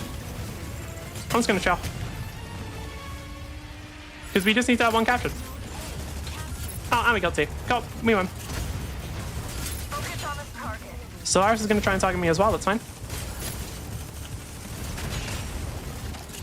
It doesn't matter, we have 2 captured. GG. What? There's no fucking shot. There's no fucking... Dude. I was like trying to be a fucking dickhead and taunt. There's no fucking... Oh, I'm so mad. I was trying to be a fucking arsehole. We still win, but like, god damn it, man. I was trying to be a dick. Let me fucking be a dick. God. Does that count as whining? I don't want to count it because then the streams actually get risk of ending. That was funny. It doesn't count. Alright. Yeah, this stream is so fucking rigged, man.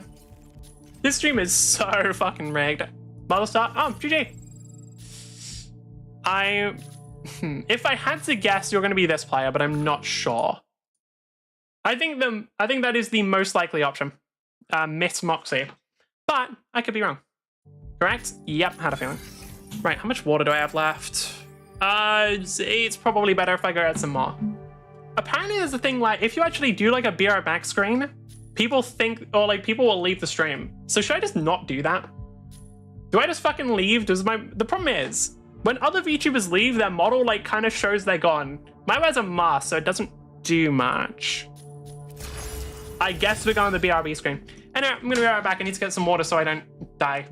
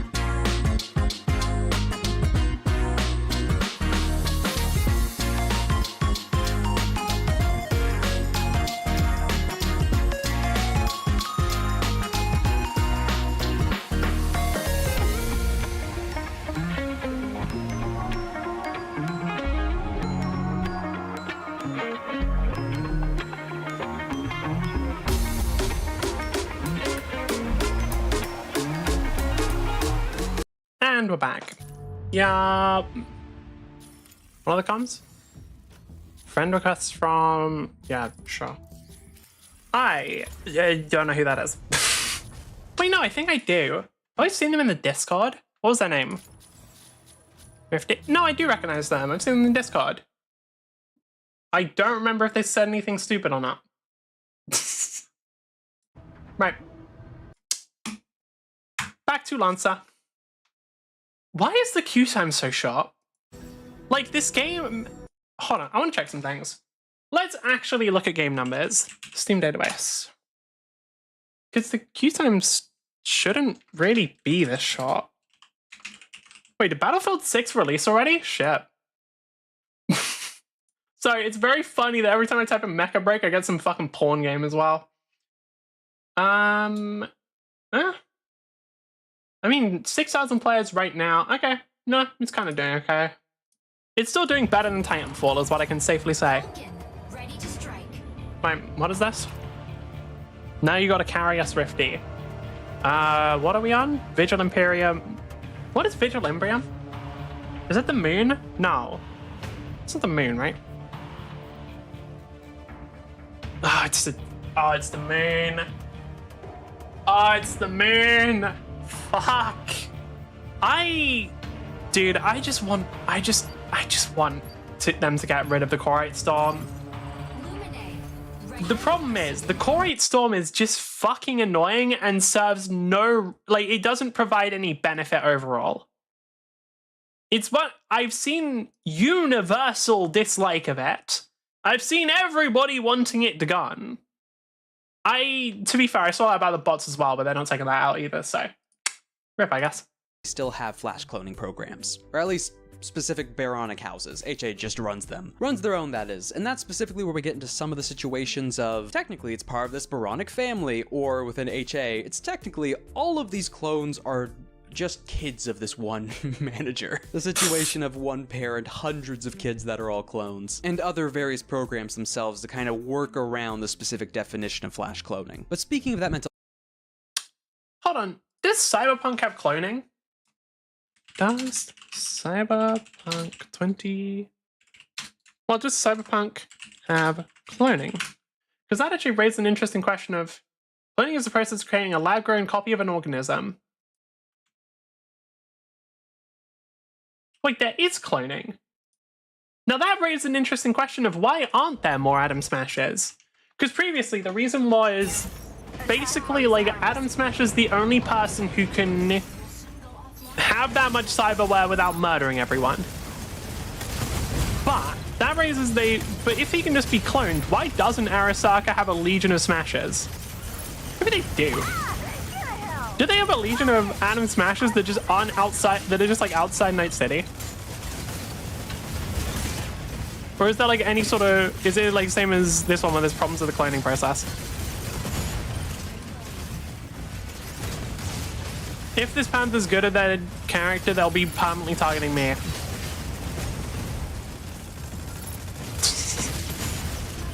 That's not even... Yeah, no, I'm not even wrong there. That's literally the case. Like, if Panther knows what they're doing, they'd be permanently targeting Falcon because they know that they can one-shot them. And Falcon is enough of a threat to justify such a thing. If I was good at fucking Falcon, I'd be targeting Aquila. I'm just not good at Falcon, apparently, because I didn't fucking know there was an Aquila. I couldn't check. Skill issue on my part, Lamau. Okay. I just want to take out Aquila first. That's the best thing to do. Luckily, they're not playing as good as they're not playing awfully. They're doing better than some Aquilas, but they're still not playing well, which is very fortunate for us. Because for those wondering what they should be doing, they're trying to stay above me. The way that Aquila really does well against Falcon is they try and stay directly above Falcon, where they have a massive advantage. Because Aquila can shoot straight down, or at least pretty close to it. Falcon fucking can't. As much as I want to try and target like the other people who aren't just on the point, I don't know if my team will be able to keep people at bay enough to do that. Do we... Oh, Vulcan died. I see. I was wondering, like, do we have anyone just on point? The answer is no. Half of my health for that is rough, dude. Okay, that Tricera's low. We have an Inferno, don't we? Yes, we do. Wonderful. Okay. Inferno's so good now. I think that, like, Inferno was... Yeah, I say so good now. They were already good. I think they were already, like, A tier. Now they're just S tier. Because they're immortal. What is dealing that much damage to me? Probably Aquila. Alright, I think... Where is Aquila? He generated... Okay. This is where it starts getting a little rough. And by a little, I mean a lot. What the fuck? Can I stop them? Yes. In the most forceful, janky way possible, yes. But unfortunately, I can't do it for long. Okay, the thing is, oh, 3 people are dead. We're cooked. They're probably going to get both of them if I'm being real.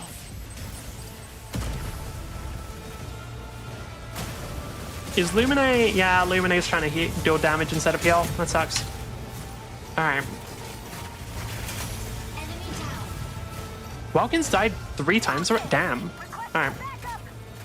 Well, yeah, no, it makes sense. Welkin kind of needs healing to stay alive. We've got Illuminate who, rather than healing them, is trying to kill people. Ah, goodness. Oh, yeah, I think it's better to just abandon that one and go for B.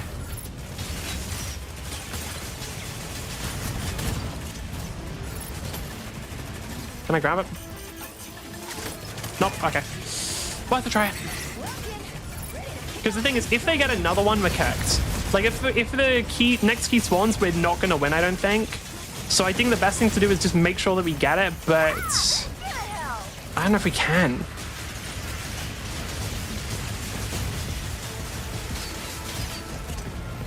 We need someone to deal with Tricera, and we can actually. Tricera's dying. Wonderful. They have so much. They've got Lumine healing them though. Alright, Wrath. Maybe we can take it. I don't know. Nope, they can't get it.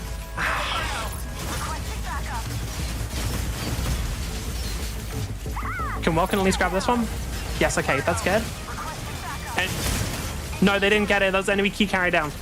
Okay. If I can break Welkin's armor. What is our Welkin doing? Don't do that with other box. Okay, Welkin's armor's broken. Now can people get him? Okay, Welkin's gone.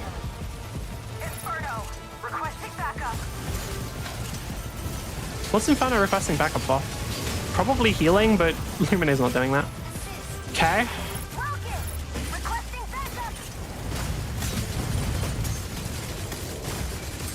Trista, can you get out of the way? I'm not even trying to go for you.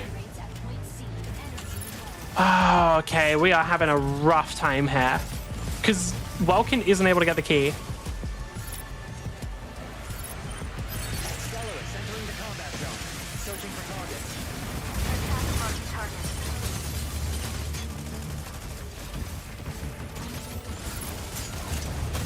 Okay, Keeler's in a bad position here. They're in a position where they can't just drop down and survive. Now they are. Yeah, I had to, when they're not next to this canyon, it's their worst position possible. Okay, who's there? Welkin and Panther. Welkin should be able to win that fight.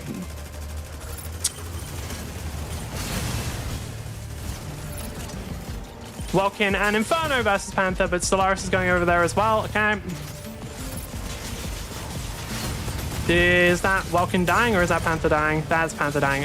Panther's on this side, so I'm staying on this side. Let's see how much I can keep, like, 4 people at bay. I can't. What a shocker.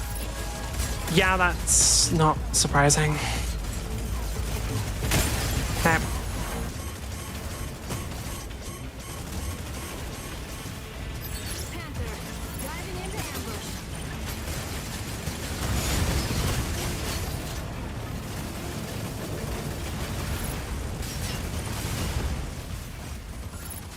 Welkin's gonna go for me, yeah. The problem's literally just healing difference. Unfortunately, their Lumine isn't trying to go for kills, whereas ours is. Because, yeah, ours has 2 kills, but the enemy Lumine has 3 times the amount of healing. And because of that, I think our Welkin is just unable to survive. They also have a Tricera, obviously, which makes them way, way tankier. Yeah, we have things like... Okay, there's 2 major problems. The biggest one is just we can't kill people, which is pretty bad when we have, like, we've got both a Welkin and a Panther who have 0 kills. Welkin is somewhat excusable because Welkin should be prioritizing going for the... What? Okay, we'll probably lose her. Like, the Welkin one is somewhat excusable, right? Because we should realistically... I don't have the radar up. Yeah, it's over. It wouldn't matter anyway, Inferno's got the thing. I've got radar up in 10 seconds, but that's the earliest I can get it.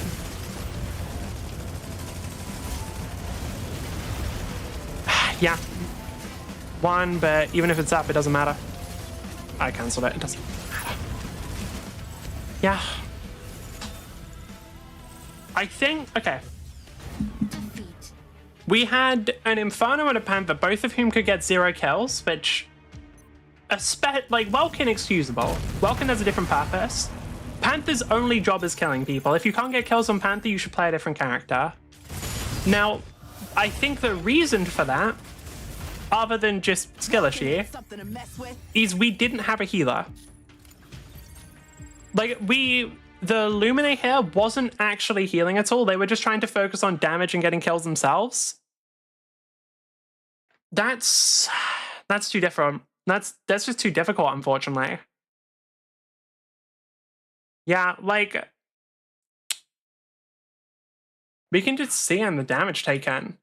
Our Vulcan took a lot of damage, to be fair. But the overall comparison, like, again, yeah, Tricera with the 1.2 million damage taken, the Lumine with the 1 million healing versus the 344. Like, our Lumine gets 2 kills, their Lumine gets 10 assists. I mean, it doesn't... If you're going to play Lumine, you can deal damage. Your healing should be higher. Like, there is absolutely situations in which it's worth dealing damage with Lumine. Basically, like, if you're... What you should be doing is you should be in the middle of a fight constantly, and whenever you are, just dealing... Like, anytime someone's low, heal them. Whenever somebody isn't low, deal damage. There were plenty of times where people were low and were not getting healing. It's unfortunate. I think it's just if I had to guess, that person hasn't played many healers. But we can check. I could be completely wrong. It could just be that person like plays a bunch of healers but isn't very good at them. Let's actually say. One Carbon. I feel like I've seen that name before at least. They are primarily a... Yeah, that makes more sense. They primarily play, actually, is that Serenith or Panaka? I think it's, I can't tell. But yeah, they play a lot of Panther. Yeah, okay, so they're a DPS player primarily. And is that Serenith or Panaka? That is...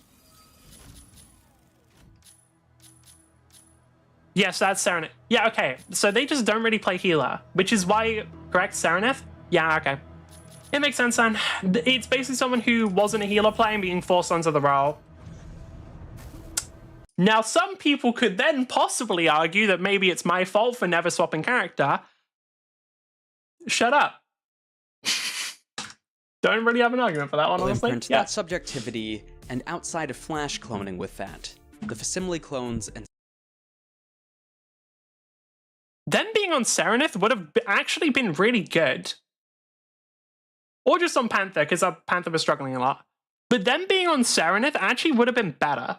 Because specifically, Serenith is a very, very hard counter to Tricera, and is also very effective against Welkin.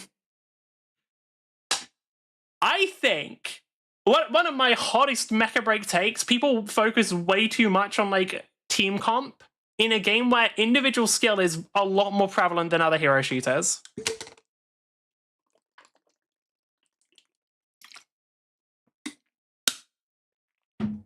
I think part of it is due to the pretty high TCK for most characters. But I think overall, Mecha Break has a lot of solo carry potential and a lot of like individual influence. I think it would be a lot better for them to run a character which they are confident on and can do well on, rather than picking a character that they haven't really played before just because it makes a more rounded team comp. Like, I think that it would be better to just pick Serenith and just run that shit. Now, obviously, part of that is they literally had characters that get countered by Serenith. But also, Serenith is pretty fucking good. Like, Serenith is pretty fucking good now. Well, they always kind of were, but on maps where you're able to capture points or, like, claim objectives, using the grapple to claim the objective while using the... It's called like a booster kit or something, to make it so you can't be targeted, is insanely good. It's why you'll see in a lot of the like 3-point capture maps, Serenith players will have like 7 captures or some ridiculous number. I think ultimately, like, people should start valuing their own individual skill more. I just think a lot of people aren't that confident in it overall. I actually do think there is some aspect of that, because I see like a lot of players who I've seen on other characters play pretty well, like do quite good, but then they're like so determined to have like a more well-rounded team comp and follow the meta that they actually end up picking that and just being unable to play it properly. I don't know, I think people need more confidence in their abilities and need to think. I think knowing about the meta sometimes screws people over, because they try and follow it too closely. It's the same thing with like sometimes people will like look at a tier list, and then because of that, they'll think a character's really easy. Like they see somebody else's tier list saying that a character's top tier, and then because of that, every time they go up against the character, it's just like, well, it's not my fault their character's broke. It's like because of their preconceived notions, they're changing the way they play, and that change isn't always good. Sometimes it is, especially if you're someone who can play like a bunch of different characters well, then like, yeah, play to meta. But if you can't, just like if you haven't played a healer before, just stick with whatever you've got. Stick with what you're good at. Subjectivity override. So while clones themselves under third comm, or at least facsimile clones, are seen as individual people, there are plenty of groups that'll try to do otherwise. Because the tech is there to imprint some kind of mental mapping onto it, so you get a rough, broken copy of a deceased Lancer pilot, for example, you take that, you have it digitally stored to an extent, and you forcefully imprint it on a facsimile clone of them. Those are technically two different people. It's not genetically in the vat, already having all the previous memories, a permanent connection there. There is a broken time in between. Sorry, I want to look something up. I want to look up how rare are Lancers. Lancer TTRPG. How rare is a Lancer? How prevalent are Lancers? Lancers are probably literally 1 in a billion. Yeah. Yeah, that makes sense. Lancers are special. Mech shop all over Union, but these pilots are not Lancers. No expenses spared to extend their lives and return them to duty after they maimed or even killed.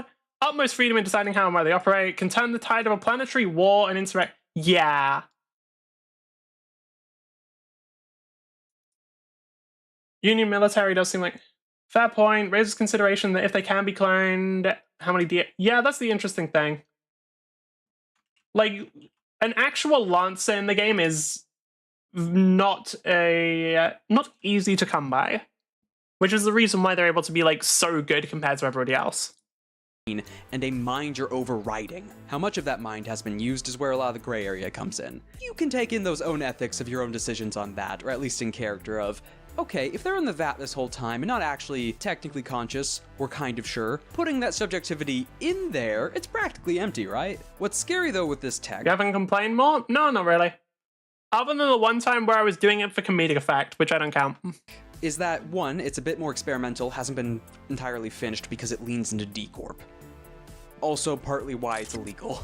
Because it is a way of extending human life, kind of. It is just a copy. But it is that copy that is digitally stored and that is occasionally used to make things like homunculi, which is where it kind of leans further and further into Impressive. that. It's been pretty easy. A lot of the games have actually been good this time. Like, some of the games have just been stomps, but there were stomps in our favor, so they're less annoying. This Lancer, yes. Falcon, taking off. If I'm playing Mecha Break, just assume, and like them watching a video, just assume it's Lancer. Because like Lancer's just such a good thing to watch when I'm playing Mecha Break. Because it's just like, I mean, look, I'm playing the mech game.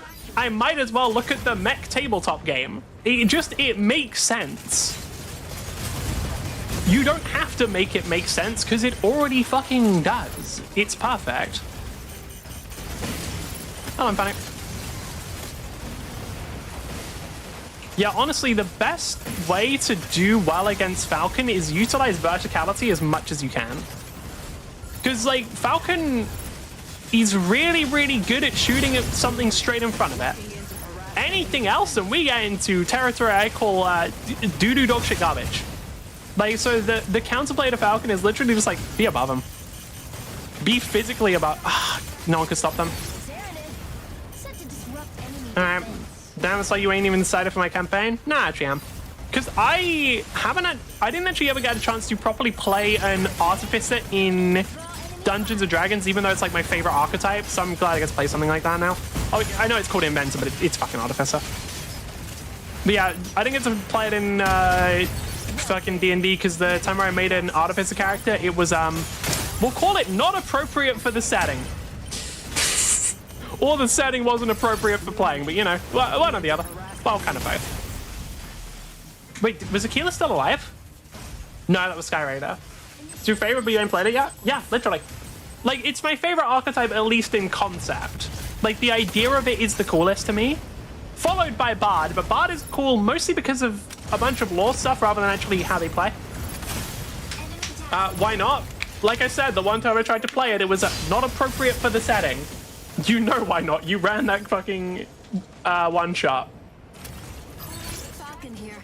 Alright. Hold on, Welkin's life. The one thing I will always try and do is kill Welkin. Because, yeah, Welkin's been nerfed. They are still strong. Welkin may have been nerfed, but man, no nerfs can stop that giant fucking axe. Alright. Oh, was that guy an artificer? They were indeed. A lovely little artificer warforged who just wanted to make friends and repair like the other broken warforged. Yep, that was a campaign. Lovely. They literally were. It was like one of the first times I made a nice character. Like, it's one of the first times I was like, you know what, I'm gonna make a really shit was funny. It was. Like, I know, it was one of the first times where I'm like, all right, you know what, I'm gonna make a nice character this time. I'm gonna make someone who, like, wants to make the world a better place, and it's like, right. I need to remind Frog that we need to talk about what's gonna be in a campaign before we play, because it was not... It was the Skyrim quest that involved you being incredibly fucking evil constantly. And it was like, oh, well, that was just not a good decision. Getting R'd by a healer? Yeah, I mean, the problem is going for a healer solo, like, people think Falcon can do it, but they can't. Gonna make a nice character, torture all your friends. I'm gonna make a nice character, kill your friends, kill your friends, kill your friends, kill your friends. Literally that one fucking meme of like, oh, I just want to make friends. I hate you and I hope you die. It was great. Bro, I just got like slapped down. That wasn't even like followed by any damage. I was just sort of slapped onto the ground. I feel bad about that. It just feels mean.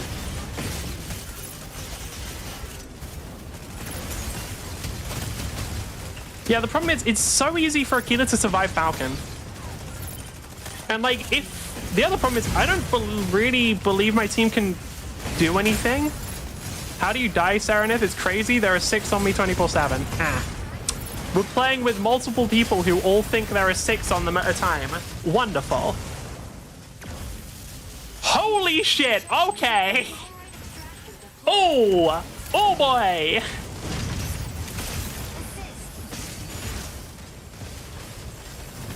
Aquila, can you fly to Aquila and press 1? Big, go to her and press 1. When you start here, the range is low. When you start healing, and quick corruption might be what? Okay. But yeah, that's really interesting. I pressed tab and it's like, okay, I'm doing fine. 1-4-0-3-0-4. Oh boy. I was talking about how complaining wasn't too hard because the games were alright, but you know, God is testing me and I will answer the challenge. I'm not God's strongest soldier, but man, am I kind of stubborn at times. Right. If I get any sort of assistance in killing Aquila, then it's fine. Because the thing is, in the 1v1, it's so easy for Aquila to live, because it just makes it very, very difficult for Aquila to ever, like, do you interest in Discord? I'll do it after this match. Like, it makes it very, very difficult for Aquila to just be like, all right, I'm just going to stand above Falcon. Really? No one else is... that's rough. But yeah, when you get, like, any sort of assistance, bro, Aquila's gone. That's the thing with Falcon, is like, counterplay against Falcon is basically dependent on there not being anyone else there. As soon as somebody else gets involved, it gets very, very difficult for that target to survive. But obviously this is solo queue and I don't play with other people, like I don't play in a stack, which makes it a lot harder. I think the one time where I actually did like the more organized play, like I did pretty well, I got MVP pretty consistently. Yeah, I didn't have any energy, so I can't do anything.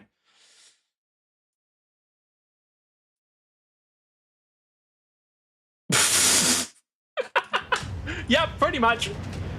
Alright.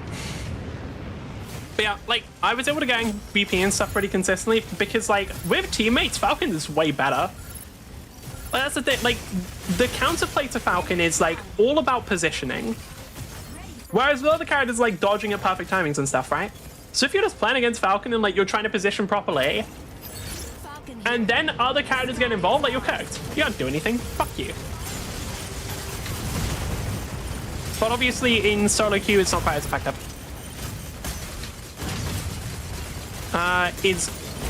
Is bad, is pure bad, noob team. Don't you guys have 4 deaths and 6 deaths respectively? My goodness. 0 healer, a healer trying to dismantle dies, and we are bad. Okay. You know, not every game is winnable. It is what it is. Yes, you are. Yeah, and we are bad. Yes, you are. Sure thing, Mr. Die every time. Oh, goodness. Yeah. Hold on. Let me see it. Only welcome to me trying to get objectives. It was a literal 2v6. I got MVP, motherfuckers. Like, dude, I got MVP. I'm probably gonna have the most interruptions in the game. Let me check that, but, you know. Interruptions 50. Oh? Oh? What? Really? Huh? I was right? It's almost like... I'll leave it. It is what it is. Sometimes you get on how stadiums been. I still have like a 70-something% win rate. I've had fucking apes on my team. Oh, I had a couple of those. Do not get me wrong. I have had some bad teammates. But you've seen the build. You know why I win. Like, you've seen exactly what that build is. You've seen what that shit can do. No, Frog. I promise you I've had... I promise you I know what you're talking about. Like I said, we had the healer who didn't heal around... Like, 10 lost streaks solely on my teammates. Damn. +1 on the counter? For what? If you mean talking about my stadium teammates, no. Like, okay. Like no. That's just what happened. Alright. Like, what am I getting the +1 on the counter for? Complaining about stadium lol? No. No. Add and quit streaming? Meh. Fuck off. Alright. But yeah, no. Like, the most prominent example was the one time where I had the healer who didn't heal and then blamed the tank for dying, which is just like... Dude, come on. You bitching for your team? In that game? They were bitching themselves. They were bitching themselves. That's not on me. They were flaming each other. Like, I can't do anything there. That was the... Like, I've got the fucking logs. But, like, I've got the logs here. We've got a whole list of people complaining. Like, how's that on me? What am I supposed to do about that? Like... The only bitching there was me reading out what they said. Like, come on. Bitching about them flaming and calling them out? Oh, no. Like, what do you mean? If I say that they're dumb for flaming, that's just true. Like, that's just the case. That's not even... No, I refuse. I outright refuse. If I'm not allowed to say that people are stupid for complaining, then that's just ridiculous. When I had the most points in every game for 10 games the last time tank, what do? You did? Fine. I'll add one to the counter, but I object strongly. I very strongly object to such a thing. What are you supposed to do in Stadium if you're getting the most points? Ultimately, I don't even know, kill more. Like, that's the really simple answer, is just, like, get more kills. There isn't a better option. I wish there was, but it is literally just, you have to kill more people. You can call them out, but fine. Like, add it to the counter. Fine. Yeah, like, the thing is, I'm endlessly surprised by the tank having the... I think tanks who don't know how to build should be euthanized thoughts. Then every tank I go up against, like, no, because a lot, like, most DPS don't know how to build. Like, Frog, what were you building on all of those characters? Because, like, playing Reaper, for example, like, you should be getting away. Reaper's ridiculous in Stadium. Soldier as well, to some degree. The only reason Soldier wasn't good was because I ran a dumb fucking build on them. That relied on them getting into melee range. Bit of treacherous waters under Ra in that first contact chord. And this isn't Only just a one thing shade? left Sure. for NPCs to an extent, which the Karrakin ones... private use. Company schools to Colbert states we used to stop many highest echelon is as doubles and okay. SSC private use. Gotta put like we don't sell people somewhere here. Yeah, they literally do. Builds people have. Huh? What is this? Sure, let's have a look. Let's look at D.Va. If there isn't the melee build, this website's useless. Okay, no melee build, no melee build, no melee build. Alright, fuck off, useless bastard. Alright, yeah, you got all of the builds other than the fucking good one. Piss off. Bro, like, they're literally... Now, they're running fucking Gloom Gauntlet. They're running Gloom Gauntlet, bro. Like, what? Some of these are actually pretty good. But here's the thing. They're also building pretty heavy armor. No, they're not. Yeah, they are. They're building, like, decently heavy armor, and they're not using the damage that scales with armor. This might be last season. Maybe. Because there's D.Va literally has a thing that scales her damage with armor. I mean, yeah, the primary fire build is just really easy to play. I like it too. And then Emong build, what is this? It's just ability power, right? Oh, no. Oh. Hold on. Hold on, what? Oh. Huh. That is a weird one. Because this is one that would, like, scale really well with ability power that doesn't use any ability power.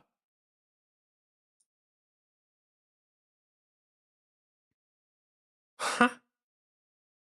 Like, I could see a full ability power build on D.Va pretty easily, right? That would make sense. D.Va has a couple things that would make that work pretty well.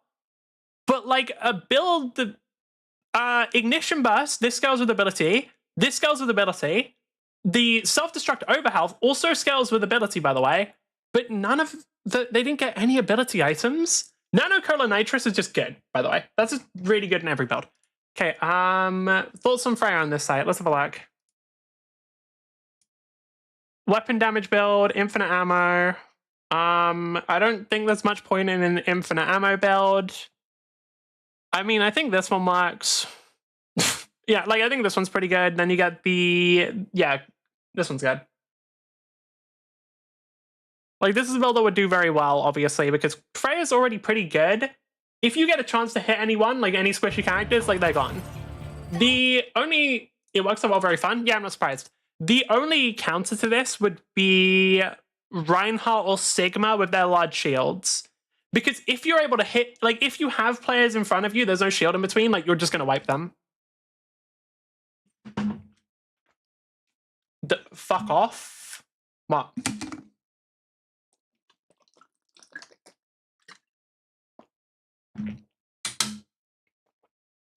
Yeah. Hits against targets stuck by a take-aim bolt or boulder shot. Oh, yeah, so Seeker Point combined with Redux would be insane. Let's have a WD Orisa. What does that mean? But yeah, so, like, honestly, just these two alone is really good. But yeah, this build would be really clean. Against Orisa? Against Orisa shouldn't be that bad because Orisa can't really block the shots. Like, at that point, like, it should mostly be Reinhardt and Sigma that really counter it just because they can actually put something in between. Zarya, sorry? Zarya as well, yeah, I can see that. Yeah. Oh, right, they actually made this build way weaker because they made it so the kills you get with crits doesn't scale as much anymore. It only goes up to 4 rather than 25, like unlimited. What's the Genji build? Do they have an AP build? Really? They don't? Ugh. Come on. Yeah, they don't have the AP build. That's kind of disappointing because the AP build's really good. Like, the melee build, oh, fuck, game started. The problem with the melee, okay, whoops. Yeah, okay, all right, that's on me. Yeah, anyway, it's fine, we'll win. No, we take some damage. It is what it is. We need to handicap ourselves a little, you know? It's fine. All right, maybe you should submit builds. No, I can't release my. Genuinely, I don't want to play against the D.Va build. There is like an unironic thing of like I was thinking making like a short about the D.Va build. I don't want to play against that. I went too long. That's on me. Yeah, that was a complete fuck up on my part. I should have done specific Ashe build for my next short. That's because Ashe players that's because people are bad. Simple as. But yeah, no, I don't want to release the D.Va build in a way. Like, that's one of those things where it's like, I don't know if I want to put that out there, because then I have to play against it. And like, dude, I don't want that. Gatekeeping? Can you fucking blame me? Frog, do you want to play against that shit? Like, would you ever want to actually play against that shit? You've been on it, you've seen its fucking potential. Do you want to play against that? Honest to God. Easy as fuck? I don't think you even believe that. I fully don't think you believe that. Oh, that's not enemy Tricera. That was fucking Serenith being a dick. Okay, I'm just gonna... I need to fucking... Ugh.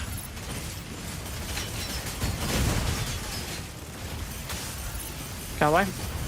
Where's Serenith?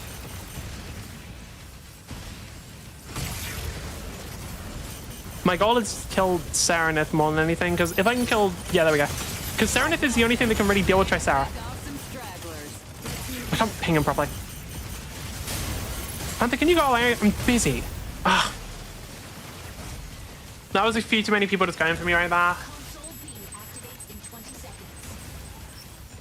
I don't know how it would be. Like, Abe's done out of build, so I can't see it.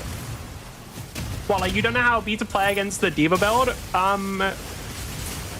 mean, you saw me just never die for like 20 minutes straight while getting the most kills, most damage. Like, I don't know, there was those games where it's like, okay, I have the most damage and the most kills, the least deaths, and also the most healing. All as tank is like, okay, right. They figured out I'm the only one that cares? About what? I was trying to push our payload. Like, if you mean cares about the fucking points, not really. I think the points overall are kind of bait and way less important than pushing the payload. Because the points advance you like 4 or 5%. 5% exactly, actually. Like, when you get those points, you get pushed forward 5%. That is not enough to really give a shit about. Like, I think it's way, way more important to make sure you have someone consistently pushing the payload.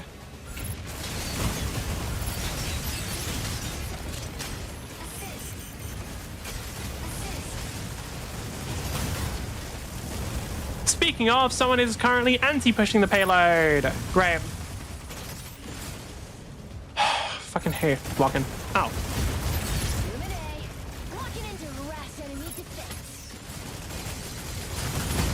Okay.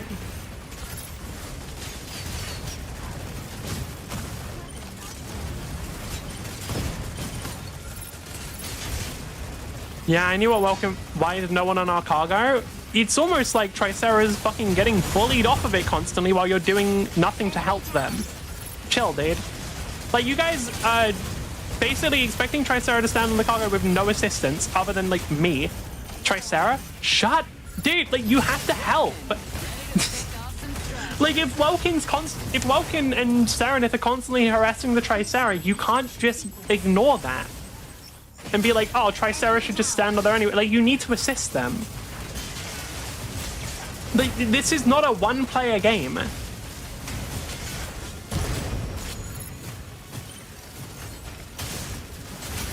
Goodness. That sort of things. Can we get on their carts? Who? Like, who's supposed to be on there? We can either get on theirs or ours. Either one works. But you can't be like, can we get on their cart? Tricera, go on our cargo? To be fair, I think now Tricera is trolling. I'll be on... Now Tricera should be on our cart and just isn't. But until, like, for quite a while, like, it wasn't really Tricera's fault. Panther go like, really?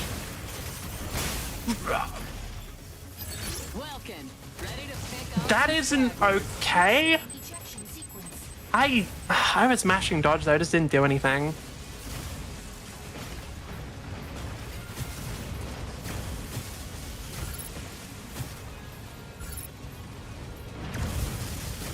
So I want to see the replay there. Goodness. That isn't really acceptable. I think Panther needs enough, unfortunately. I don't know if they're going to get one anytime soon, but they quite badly need one.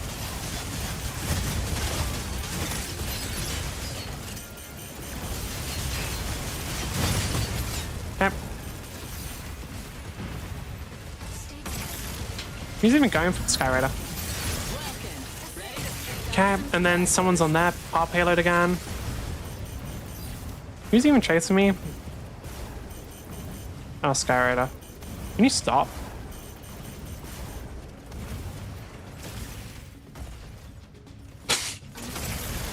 Can you like just stop? Like it's kind of annoying. Okay, go for Serena first. Enemy down.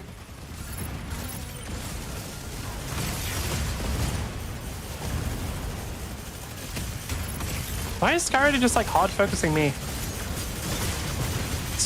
It's not entirely a waste of time, but it's mostly a waste of time. That has glass there? Huh, I actually didn't know.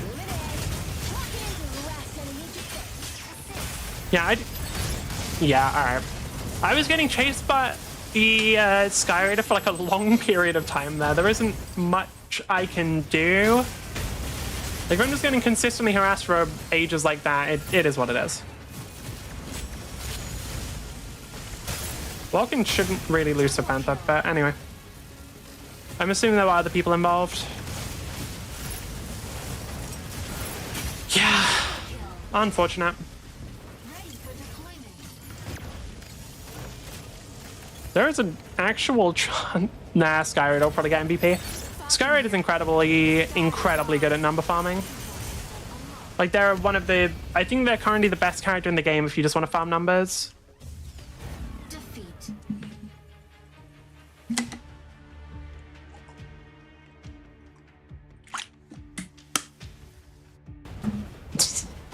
Like, pro tip, if anybody, basically, you really like the way Falcon lurks, but whenever you play Falcon, you just don't do well enough, just play Skyraider.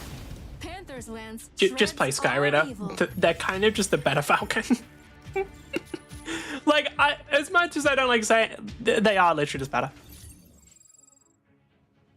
Yeah, so Skyraider does really well. Unfortunately, both Vulcan and Inferno are trolled really hard. Skyraider or Tricera kind of just did their best for the most part. Yeah. Like, Tricera tried to sit on their cart, but obviously couldn't. It is what it is. 4.6, 5.5? They're not wrong. I think the Inferno didn't really say anything, but the Vulcan especially had quite bad play while still like talking a lot in chat, which is quite irritating. Right. I'm actually curious, are they... Yeah, unfortunately no good AP Genji build. I need to know, is Kiriko... Really? Really? You are seriously looking me in the fucking eye and telling me that there isn't the hyper-aggressive Kiriko? No, okay, I think there is. I think this... Yeah, no, okay, my bad. There is. What? Why doesn't it involve the clone, though? Like, genuine question. Why does this not... Got it from this YouTube video. Kiriko Stadium explosive kunai build.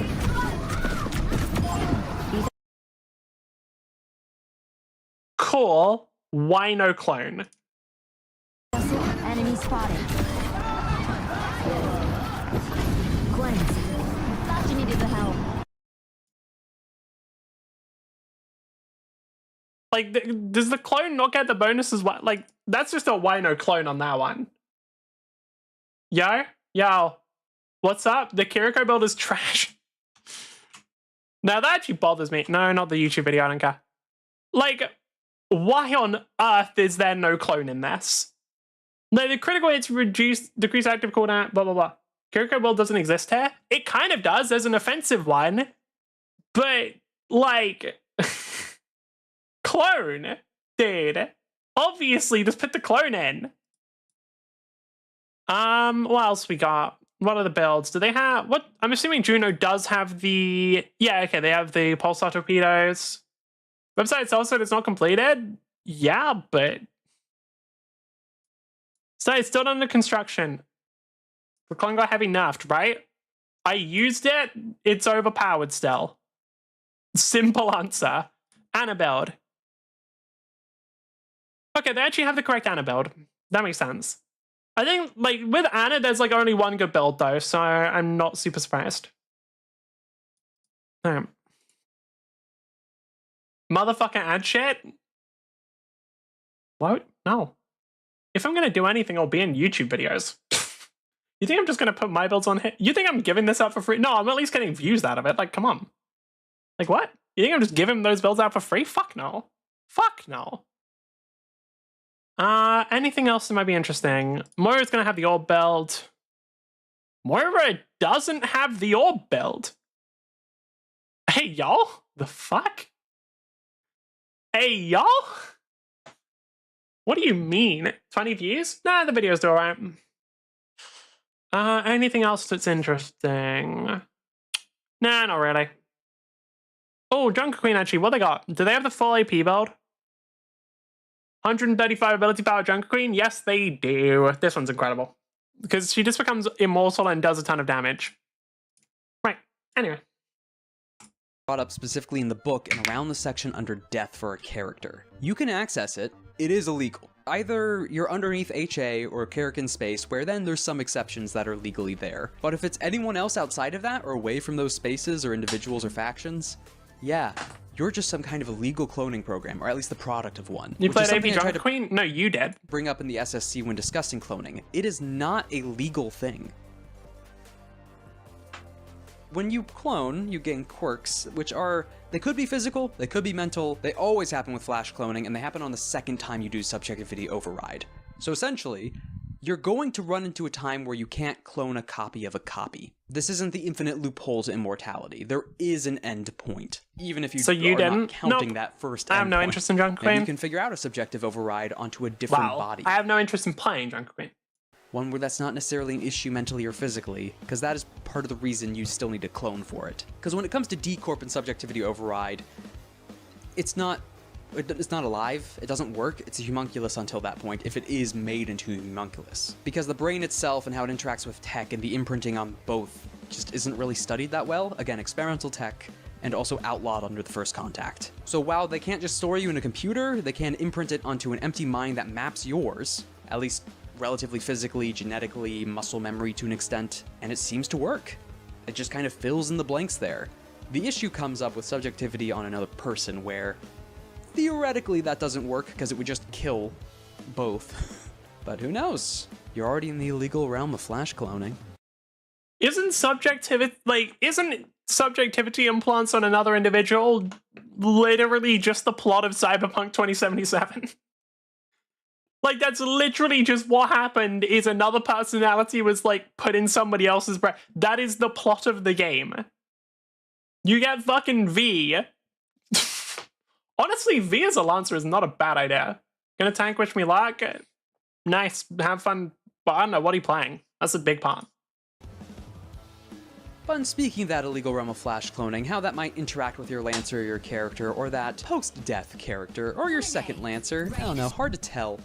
with who's the original. The modifications as well. Again, have those crazy cyborgs, cringe. have those genetic abominations. I jest, but you could have those. Because while That not even playing the Diva build, crazy. most of the things that we've talked about have been beneficial, none of these have. Nice party build is on the website. Sure, let's have a look. I already closed the website, fuck. Let's see. LH Cardi build. Is it just full swinging? When you gain 1%, yeah, 10% movement, sure. You heal 5% of the damage and mitigates and gain 30% movement speed. Sure, it's like a survival build then. Gloom Gauntlet, yeah, that hammer does apply Gloom Gauntlet.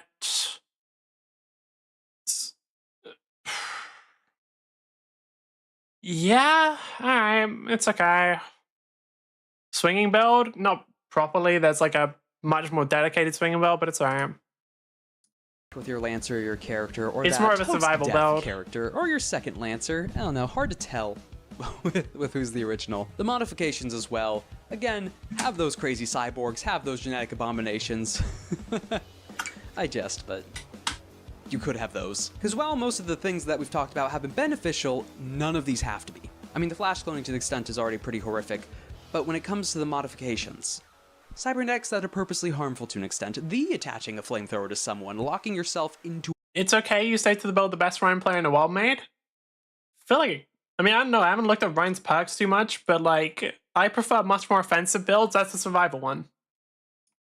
a mecha chassis, or into a spaceship. The genetic modifications not just being things that are like nice and decorative, but trying to make yourself into a lethal weapon. Not just in sense of just, oh, I can hold more weapons, or I have armored like scales. I'm also poisonous to anyone that touches me, or looks at me, or breathes in my general vicinity. Venomous, fangs, various bits of things just to be a lethal artificial predator. Because with all of these, you can make monsters. It's not. It is? You can tell that from the fact that it's mostly about lifesteal and builds a ton of armor. Go in and swing to farm points. Okay, but it's still a build that is based around survival. Like, it's literally the, like, look at it. It's mostly lifesteal. Look at the build, dude. Like, what? If a build has like is really heavy on the lifesteal and healing, then it's a survival build. Like, I get the purpose, it's just go in, stay in and kill people, but like it still has that as a fundamental.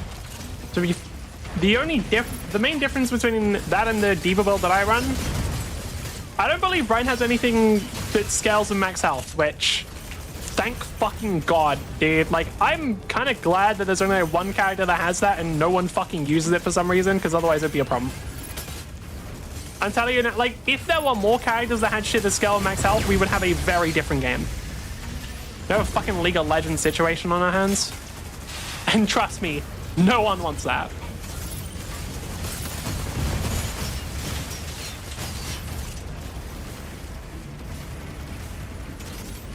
Nodes B and C activated. Capturing data node. Node C. Hey, Sarna. Alright.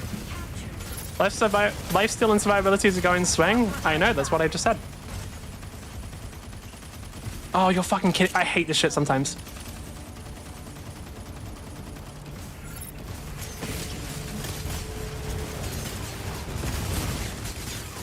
Sona's genuinely a really good character. I think they got overlooked. Fucking finally. Like, a good Serenith player is very difficult to kill, and I think the character overall is actually way more solid than people seem to think.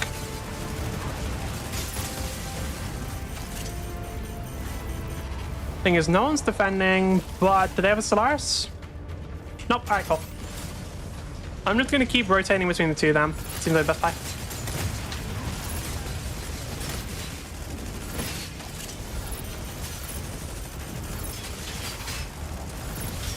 Oh nice, Tristar's defending.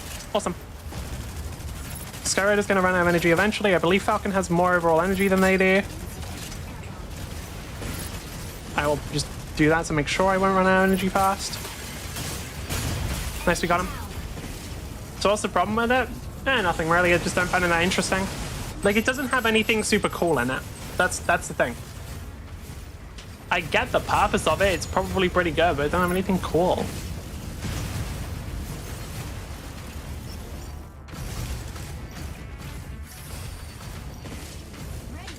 Right, can we grab anything? Can I grab A? Eventually, the enemy team's going to spread out. Do they have a Triceratops? They don't have a Triceratops. They don't have any of the sit-down characters, so they're probably going to get off of A eventually, right? I'm not guaranteed they haven't found it.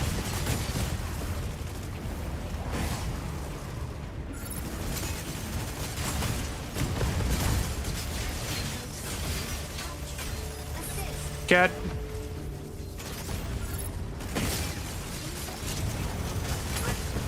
A lot of players are playing Inferno as one of the like sit-down immortal characters, which I don't blame them. They are very, very hard to kill. Like, what's cool in the lineup? What would make it cool? Just something something that isn't obvious. I don't know. Like, the build is just, yeah, it makes sense, but it's got nothing fucking interesting. Like, I don't think it's gonna be particularly interesting. Like, that's it.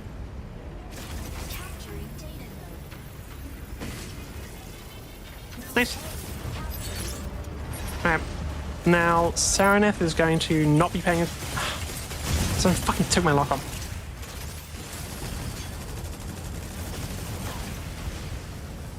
I was going to try and just go for Serenith in the instance where they weren't paying attention and trying to dodge. Because good Serenith players are... Like, because of how low Serenith survivability actually is, Serenith players get very good at the game. So the only time I'm killing them is if they're not paying attention.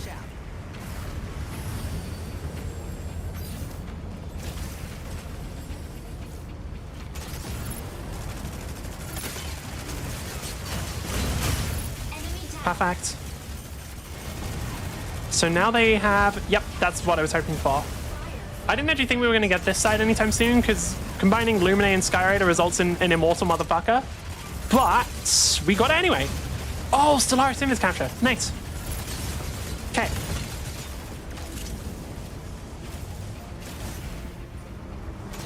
I don't know. I think... I do expect D.Va to get nerfed eventually, by the way.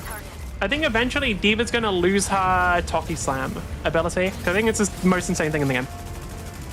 Because what Toki Slam does is it allows you to build full armor and do more damage with it. And that is something that, like, is not really okay.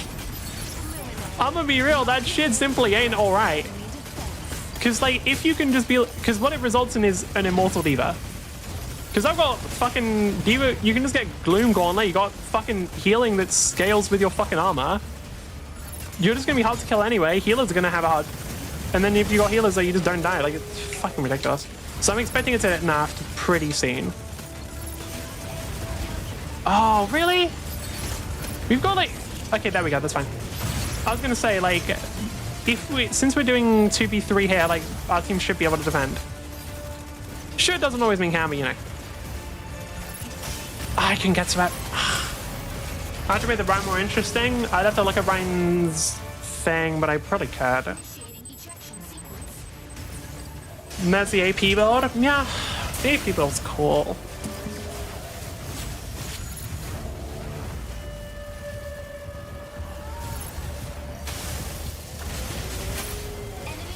Okay, honestly, what would I want to do for Reinhardt? I don't know. I have to look at his whole kit, but I don't... The character isn't my thing to begin with. Might just be biased because I don't fucking like Reinhardt, to be honest.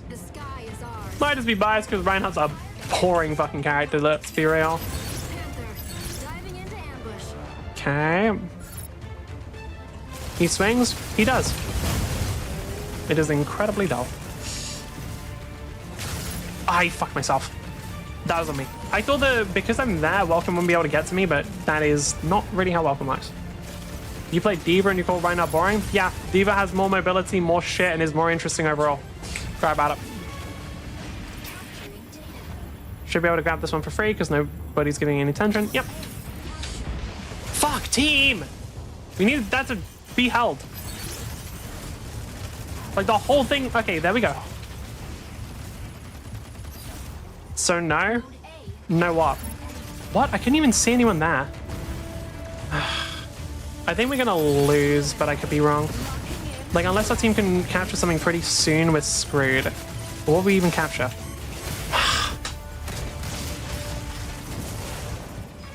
Yeah, that's... Wait, our Stellaris has 0 captures? Oh, what the fuck? Wait, sorry, I just looked at how bad our Stellaris is. Oh, they are... okay.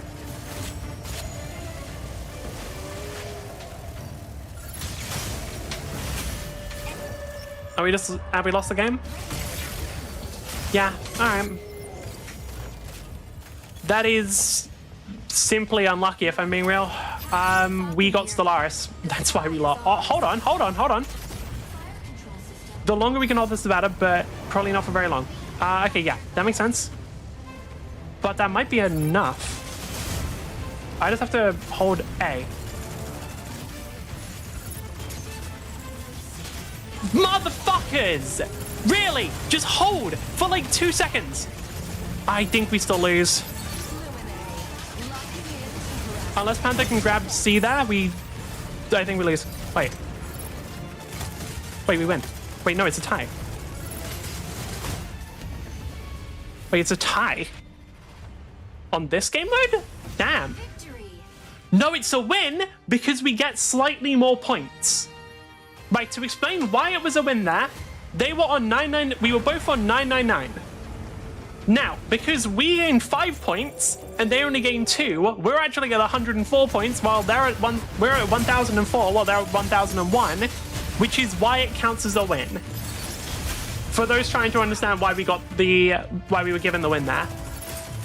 Props to everyone on my team that wasn't the Stellaris, because they were putting in the effort to counter their absolute trolling. And Panther has the most captures, cursed game, good luck next. This player, this person is like, look at those numbers. I will now move on, but damn. How does this decide who won?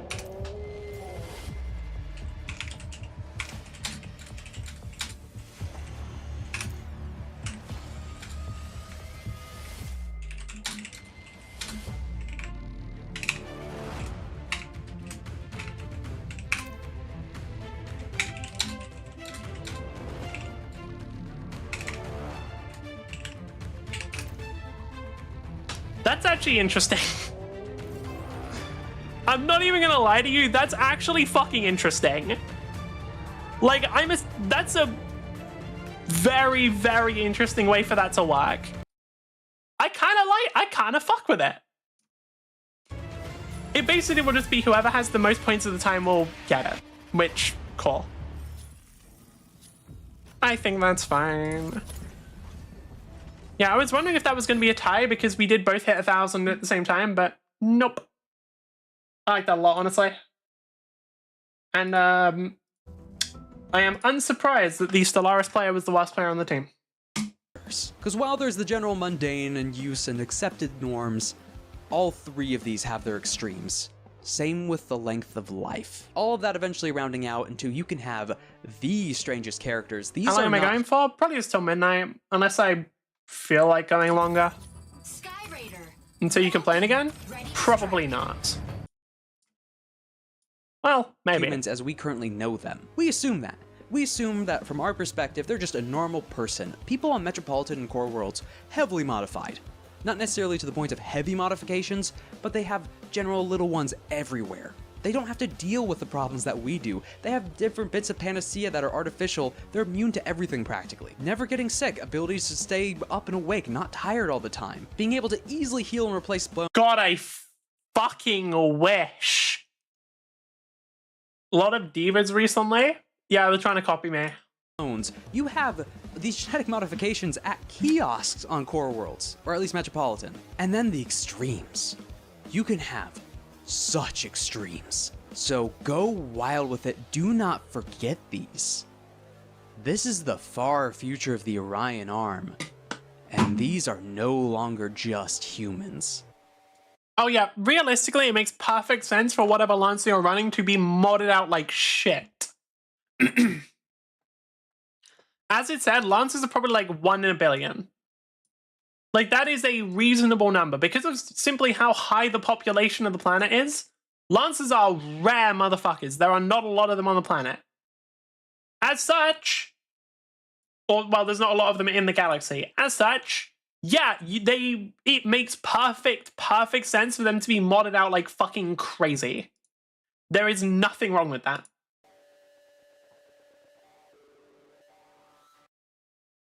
Thank you for watching the video, and oh boy, it's a minor topic, but one that has a lot of ripple into what goes on. Because we talked about it with SSE to a point, but especially when it comes to what they can make. Sure, they're the bougie end of it, and it reflects a little bit on cybernetics and different bits. It also has a big impact on characters. Like, you can basically have your character be non-human if you feel like that. Like, while there are technically no non-human races, because I think they got wiped out, you can still have a character that doesn't really look you. I mean, he specifically said you can get more ears if you want. You can have a character for Caddis.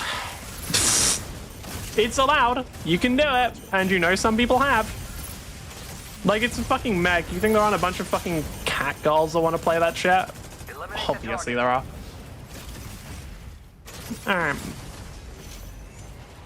Where is Aquila? Oh, Lumine. I just assumed they were tracking the killer there, but no. Attack marked target. Makes perfect sense to track Lumine because they're fucking annoying, but... Eliminate the target. Attack marked target. If someone's ever chasing me, and like it's someone who, like a Panther who I can't fight, my goal is basically just be as much of a problem as I can, and make it so that like, even though they might kill me, I'm still contributing something. It's like, even if I die, it equals out, basically. So in that case, we get the Aquila, so at least, even if I die, one, our teammate isn't gonna be at a massive striker disadvantage, two, it's TDM, so it's actually worth it. Because like, as a Falcon, you fucking up this D.Va thoughts, they're probably shit. And they're probably not running the build. They're probably simply unaware of my secrets. And you know what? I want it to stay that way for as long as possible. I want to fight that fucking build, man. Genuinely, like, my worst fear is having to go up against my own fucking creation. Feeling like Frankenstein's monster up in here is crazy. The sky is ours. Feeling like Frankenstein up in here, it's crazy. Actually, you know what? Frankenstein was the monster. Feeling like the monster that is Frankenstein. That's crazy. Alright. Okay, can we just kill Panther? Fluid armor shattered. Or, well, complex shield shattered. Ah, never mind. Attack marked target. How did it get to 5-5? Now that's concerning. It is now 5-6. That is more concerning.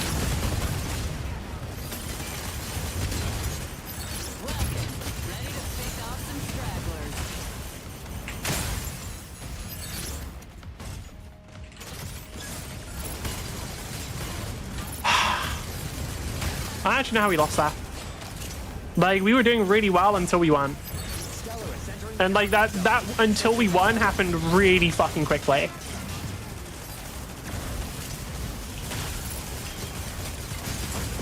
Eliminate the target. Come over here. Ah, it's not safe for me to do anything. Yeah, I'm gonna die. Yeah. Oh, it's this Stellaris again. The really bad one. Damn. Falcon here. Denmark Luminaire is tough. Not wrong. The new round has begun. Who got the most kills? Why did we have to get the bad Stellaris again? Unfortunate. Okay. Eliminate the target.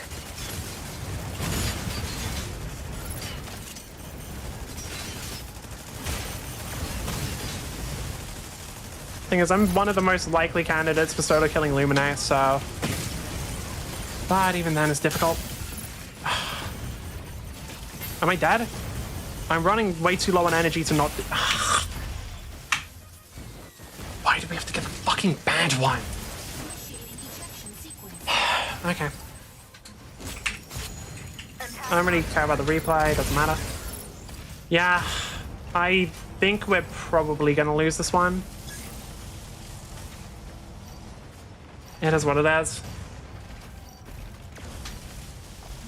What are you... Okay. Falcon here. The problem... This Stellaris very... That was like a very good job of demonstrating exactly what the problem is with having matchmaking that boosts players. Because if you have matchmaking that like boosts players and pushes them to higher ranks, you get players who play a lot of games getting to ranks that they simply aren't good enough for. So what ends up happening is, because of that, not only do they ruin like games, because obviously just having somebody in the game they shouldn't be in, that kind of ruins the game for mostly the team that they're on, but both teams overall. And unfortunately, since they're the players who play the most, since they're the ones getting boosted, it results in the most games getting ruined, basically.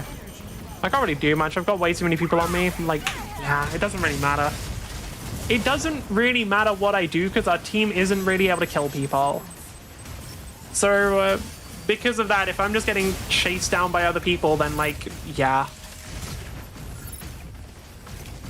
Yeah, because, like, I was already getting targeted by others, and then it's just Illuminate drones in as well. It is what it is.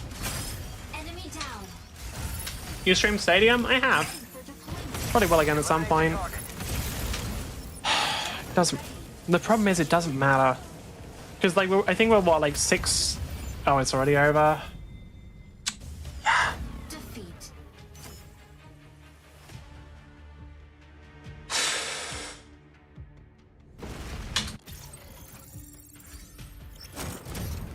It wouldn't have mattered if I had done a bit better is the problem. It really wouldn't have had an impact. Because we had this player. And, wait, Vulcan as well couldn't do any... Okay. I think I just got targeted a bit more because I was the squishiest character, but overall I don't think it would have made a difference. If I hadn't been the one dying, I think somebody else would have. Recently? Probably, I don't know. I don't remember. Of genetic modification, but you can go wild. You can have it mass-produced and used. It's not a specific niche thing. It is in certain categories, but the access to it isn't. The ability to do these things isn't. Like, I know in my games I have some characters that are heavily modified. Not just under SSC to an extent, Fuck but you just, mean? yeah, Can't remember 2 it's a days guy ago? who's Was it runs 2 a days gunsmith ago? and weapon Cool, shop, check kind that of next time. Machine nihilist, doesn't trust NHPs to an extent, built into his fabricator. All those designs are his, not some mechanical blueprints generated. That guy's a freak. Said in a loving way to an extent, because I love tech. Oh, I'm interested in this next one. Today we're talking about the 41 beating minutes, let's go. Industrial Heart and Grim Truth for Union, the Karrakin Trade Baronies. With a very fancy emphasis on the barony part. Hi, hello, and welcome back to Lancer, our favorite mech tabletop RPG, where we're talking about the noble feudal knights of the future with the Karrakin Trade Baronies. For all the massive grand projects Union holds, all its utopian dreams, pillars, and ideals, all of that is enforced, fueled, even alongside the megacorps, by the Karrakin Trade Baronies. There is no modern-day Union without the Karrakin Trade Baronies. None. It happened with SecCom, is still going on with ThirdCom. It is needed for the utopian dream. It's a debated point, so 1, 2, 3, 4, I think maybe more. Sydney hegemony, privileged positions, major suppliers, new prosperity, including the agreement. Basically, oh yeah, so for those wondering, I don't know if he's going to go over it. The quick summary is they are really, really good at harvesting resources. Union needs resources. It's the grim truth of the new prosperity agreement. Union does not stand on its own without the Karrakin Trade Baronies. They are both interlocked with each other. While there is a Union citizen on a core world enjoying the wealth of all life, cybernetics, biomods, everything at their fingertips with no cost of mana, there's some ignoble suffering on a mining camp within the Karrakin Trade Baronies. Or the rest of their interest. Because yes, it's not just the 9 worlds of the Karrakin Trade Baronies, nor the 9 systems. It stretches much, much farther. But before we head too much into the modern day workings of the Karrakin Trade Baronies, let's learn how this massive galactic industrial powerhouse found its footing. So the history of the Karrakin Trade Barony stretches way, way back to before the fall, on one of the first of the 10, the Apollo. The 10 themselves being 10 significant generation ships that were sent out from Earth before the fall. Sent initially both to help with the current running of Earth and the problems it's been suffering, but later on just act as its own continuation of humanity as the Motherfucker. Okay, for some reason, my, spawning into the game is kind of weird. I don't know why. Huh? Why am I lagging? Or did I get caught in something? I think I got caught in something. Skyraider chasing me? Skyraider and Welkin? What the fuck? Why am I getting so much aggro straight away? What the fuck? Anyway, Skyraider, Welkin, why did I get so much aggro straight away that? Weird. Alright. Attack marked target. Let's meet here. What do we have as a team? Okay. Oh, that's Stellaris. Oh, thank God that's Stellaris is on the enemy team. Okay. Right, let's go. Falcon here. The sky is ours. Fire control system unlocked. Okay, 1 for 1. I just want to go for Luminae. If I can kill Luminae, then we win. Hell, if I can just keep Luminae out, we do a good job.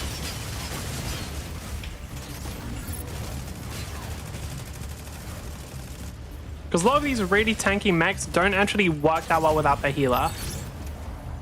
Vulcan, requesting backup. And also Stellaris, if you can. Did Vulcan die to the Stellaris? What? How? They are like genuinely the worst. Alright, fuck it. It is what it is. Even the worst players can still get kills with Stellaris. I mean, that's the whole point of the character. Okay.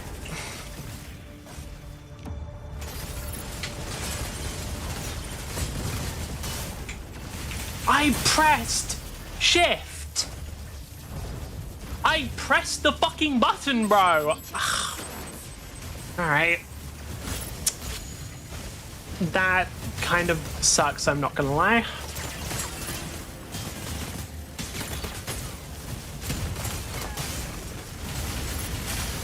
Yeah.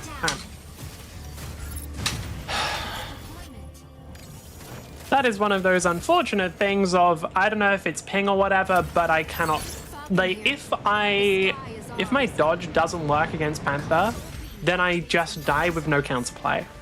The dodge has to work because that is the only way of avoiding them. All on point when it comes up? No, that's, I mean, yeah, sure, actually. Like, unless we can actually get them off point, though, it doesn't matter too much. Many people are alive, most of them, never mind. Well, still most of them, I guess. Ah, fucking Lumina's on me right now. I'm getting like an unusually high amount of attention here. Should be able to get Skyrider? Yep. Attack marked target. Let's meet here.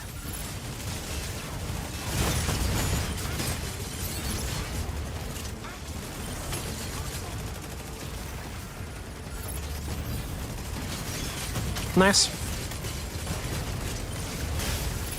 Oh, thank God.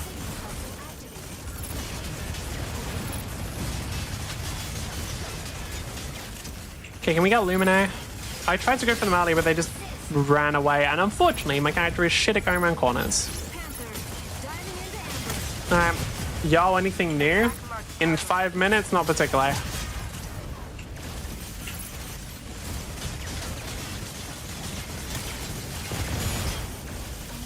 Okay, nice. Skyrider's got it. I pressed shift. Like, I pressed the button. I don't know what you want from me. That is the only counterplay to that shit. If it doesn't work, then I can't play the game. Count that in the stream? Fuck off. I'll end the stream when this game's done. Like, you can't... That is the second time it hasn't worked this game. You cannot have that. Because if that button doesn't work, Falcon is Falcon cannot do anything against Panther. Like, that is Falcon's only counterplay. You can't just have like the only counterplay to a fucking thing that worked. That isn't functional.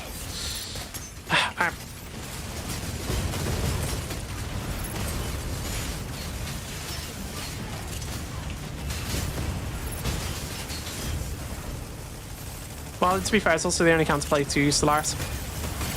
So it's actually Falcon's only counterplay to two separate characters. Okay. Luckily for us, the Stellaris is not really enough of a threat to matter, but if they were, this game would probably be a lot harder. I'm perma-targeted. I don't think that's true. Is this the same Lumine that was like saying that before as well? No, I think it's a different one. They have different mech colors. Yep.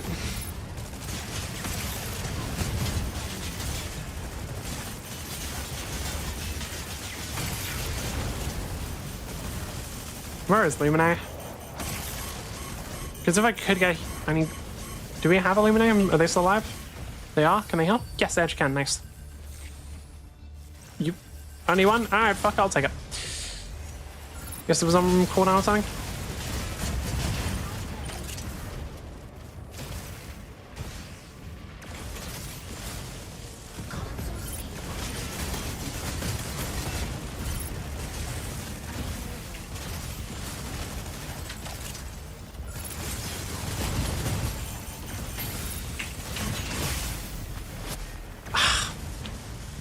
Okay. Right, what the fuck do I do? Like, in a game where my only counterplay doesn't seem to work, that is... It's very difficult to do anything. Yeah, okay.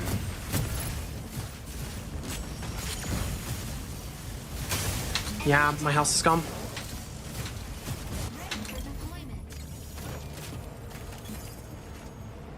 Fuck, man. That's nothing I can really do. Like, 2 out of my 4 deaths have just been because I wasn't able to press, like, the button I pressed didn't register. Okay, that should be enough to kill Solaris. No, something blocked there, I'm not really sure what.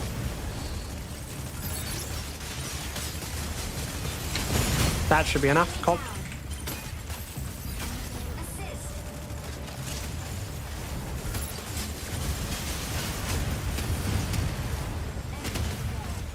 What guy does both teams? Okay, both teams have 2 people dead.